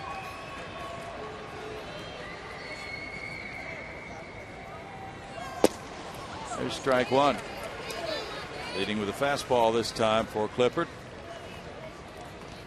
Used to be the Yankee Clippard. He was drafted by the Yanks in the 9th round in 03. Washington got him in a trade after the 07 season.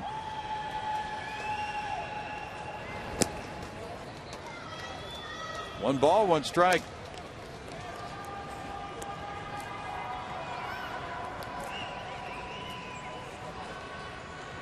Astros with just 1 base hit since the 4th inning. Pearce then Downs went back-to-back singles after 2 were out in the 4th. That's the problem tonight. They haven't been able to build an inning because I think they only had Altuve reached in the 1st inning leading off with a walk. And then Snyder in the 10th. I believe those are the only 2 leadoff men they've had reach all night.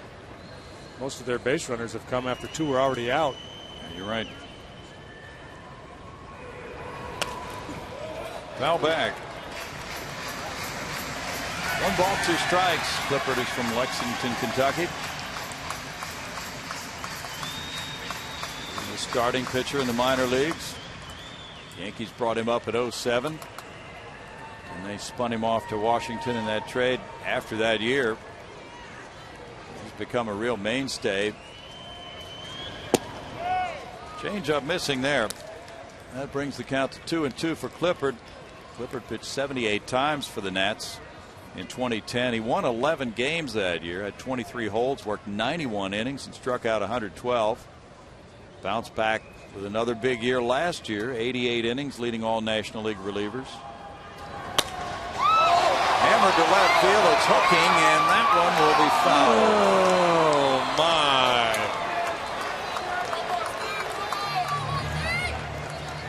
Steve Pearce could have tied it. Just out in front of that changeup a little bit. Yeah, get some body language. Go Pudge on him. Not that Pudge, the other Pudge. Good shot. Now the 2-2. And a line shot. Oh, juggled in. Not caught by Izturis. Pearce is able to reach. He blistered that one. Izturis almost went up and snagged it. Got leather on it. Couldn't hold on.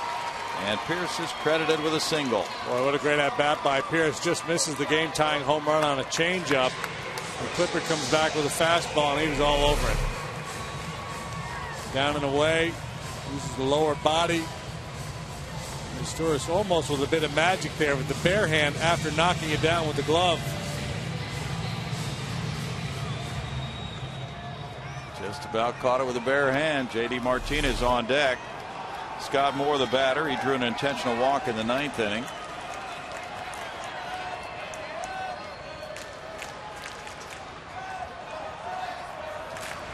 Pitcher Spot due up next.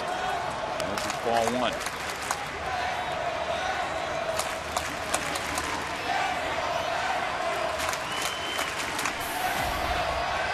Dave Clark signs on a 1-0 count for Moore. Moore is 2 for 3 with a homer off Tyler Clippard.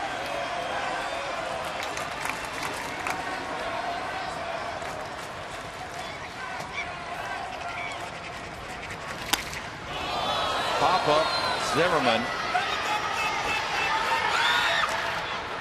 One out. It's so hard to stay back on that changeup. He disguises it so well. Same delivery as with the fastball. More pretty good fastball hitter up there in a big situation in extra innings. Kind of amped up. It's tough. It's tough to deal with that changeup. Trevor Hoffman pitches way into the Hall of Fame with it. Now LaRoche is coming over. J.D. Martinez announced as the pinch hitter. He's hitting for Story. Story in 2 innings, allowing 2 hits, 1 run. No walks, 1 strikeout. J.D. is 2 for 8 with an RBI in pinch hitting assignments this year. His average of 237 is for 354 at bats. He has 11 homers. He leads the club in runs batted in with 54.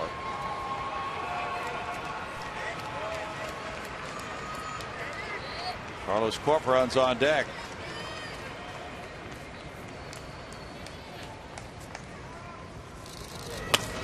Now back there, strike 1.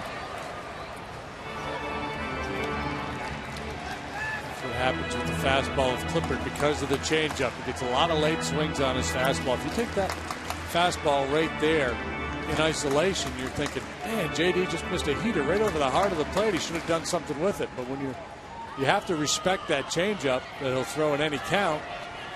It's hard to get the head out on the fastball. Yep. JD was 0 for 5 last night, 0 for his last 9 now. In the dirt. Big at bat with the bases loaded last night and crushed the ball on a line to center field. Can't hit it much harder than that, but it went for an out.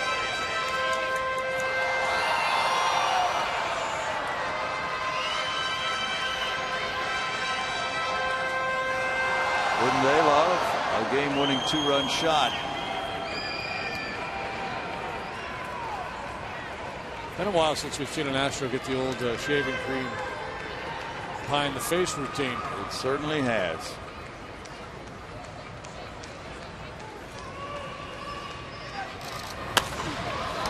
In the air and the first sacker. LaRoche might have room for this play. He does not. Clippard has allowed 4 homers in 52 innings.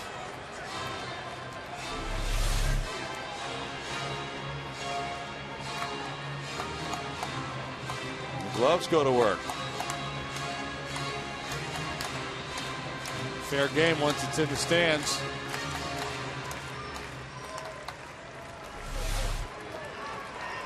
The only guy without a glove failed to make the catch. 1-2.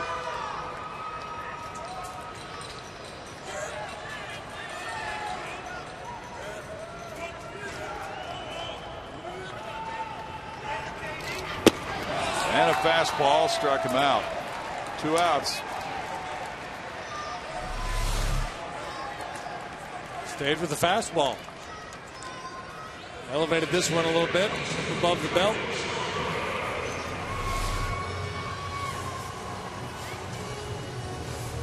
Carlos Corporon's the batter. 2 outs, runner at first. Astros down 3-2. Bottom of the 12th inning. 293. 2 homers, 6 runs batted in for Carlos. 441 at bats. As a left-handed hitter, he's hit 257. Both of his homers from this side of the plate.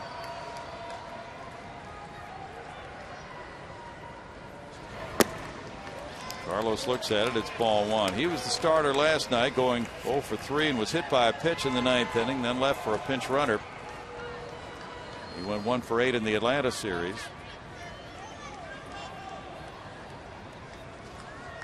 This is his 13th start since he rejoined the Astros from Oklahoma City to replace the injured Jason Castro on the roster.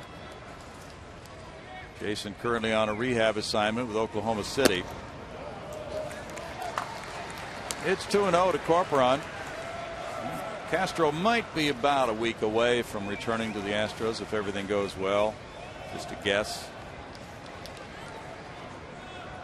So while Corporon has this time, he has an opportunity to strike a big blow here. Brett Wallace on deck.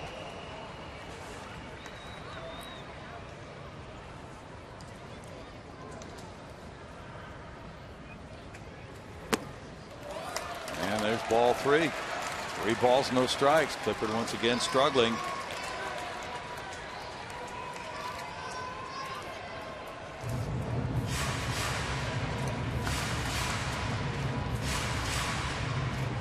Clippard struck out 3 in 1 inning last night, but he also gave up a hit and a walk. Got a blown save. 26 pitches in that game. Some think that Storen will come back and reclaim the closer's spot for the Nationals as the season progresses and he gets more innings in, gets sharper.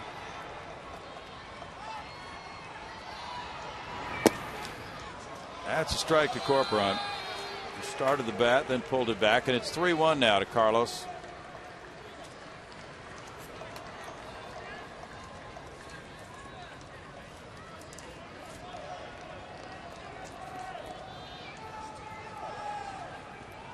Astros have lost 31 of their last 35. They would love to rescue this one. Trailing in the bottom of the 12th. So there's that 3-1 changeup.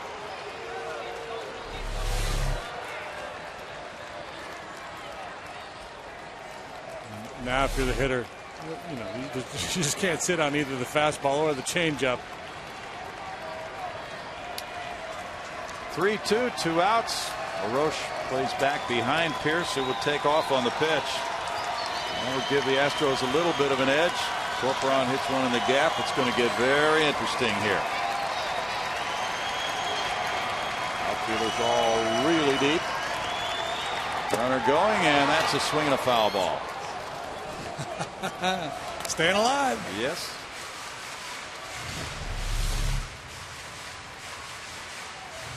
Little foul tip. Rattles around in the mid of Flores. It drops to the turf, and Corcoran's got one more swing. Now, if he hits one to left center or right center, even though they are playing at great depth, it's going to be fun to watch what happens. That's a ball, and Corcoran takes a walk. And now 2 men on, and Brett Wallace coming up.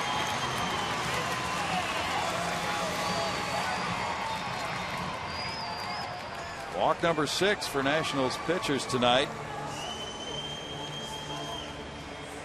Last night they had 6 walks, very uncharacteristic of their relievers, but we'll see how it evolves here with Wallace batting. Wallace is 0 for 2. Bench has been emptied. There's no position players available for Brad Mills. So if you're thinking about pinch running for Corcoran, not an option.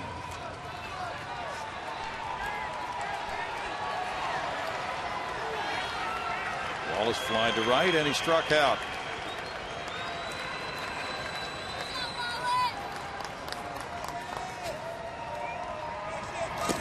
That one almost hit him. Ball 1. Altuve is on deck.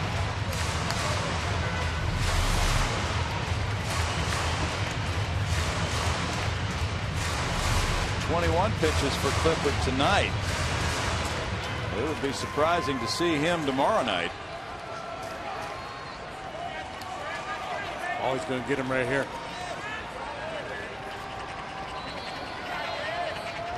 Hang that changeup.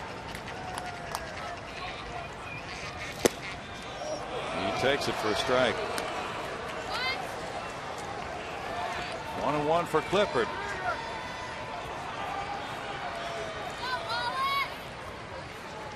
Wallace, the type of hitter who often rams the ball into left center field, but he's become more adept at pulling balls this year. Had a 2-home run game at Milwaukee on the road trip.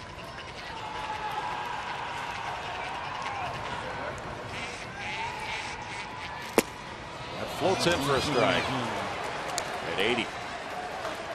Now 1-2.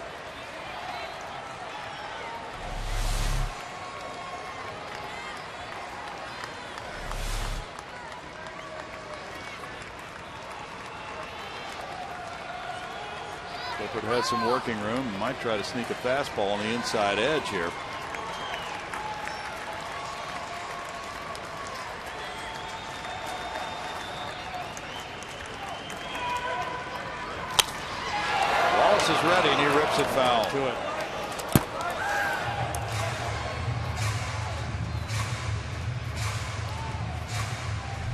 understand the thinking of Flores and Clippard after Wallace took 2 changeups over the plate, thinking, well, there's no way he's going to be ready for that fastball. Sure enough, he was. He was ready. He made a good pitch with it, threw far enough in where Wallace couldn't do anything with it but whack it foul.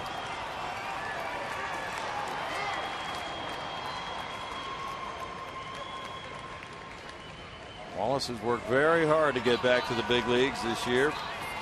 Done a lot of learning. He's lost a whole lot of weight.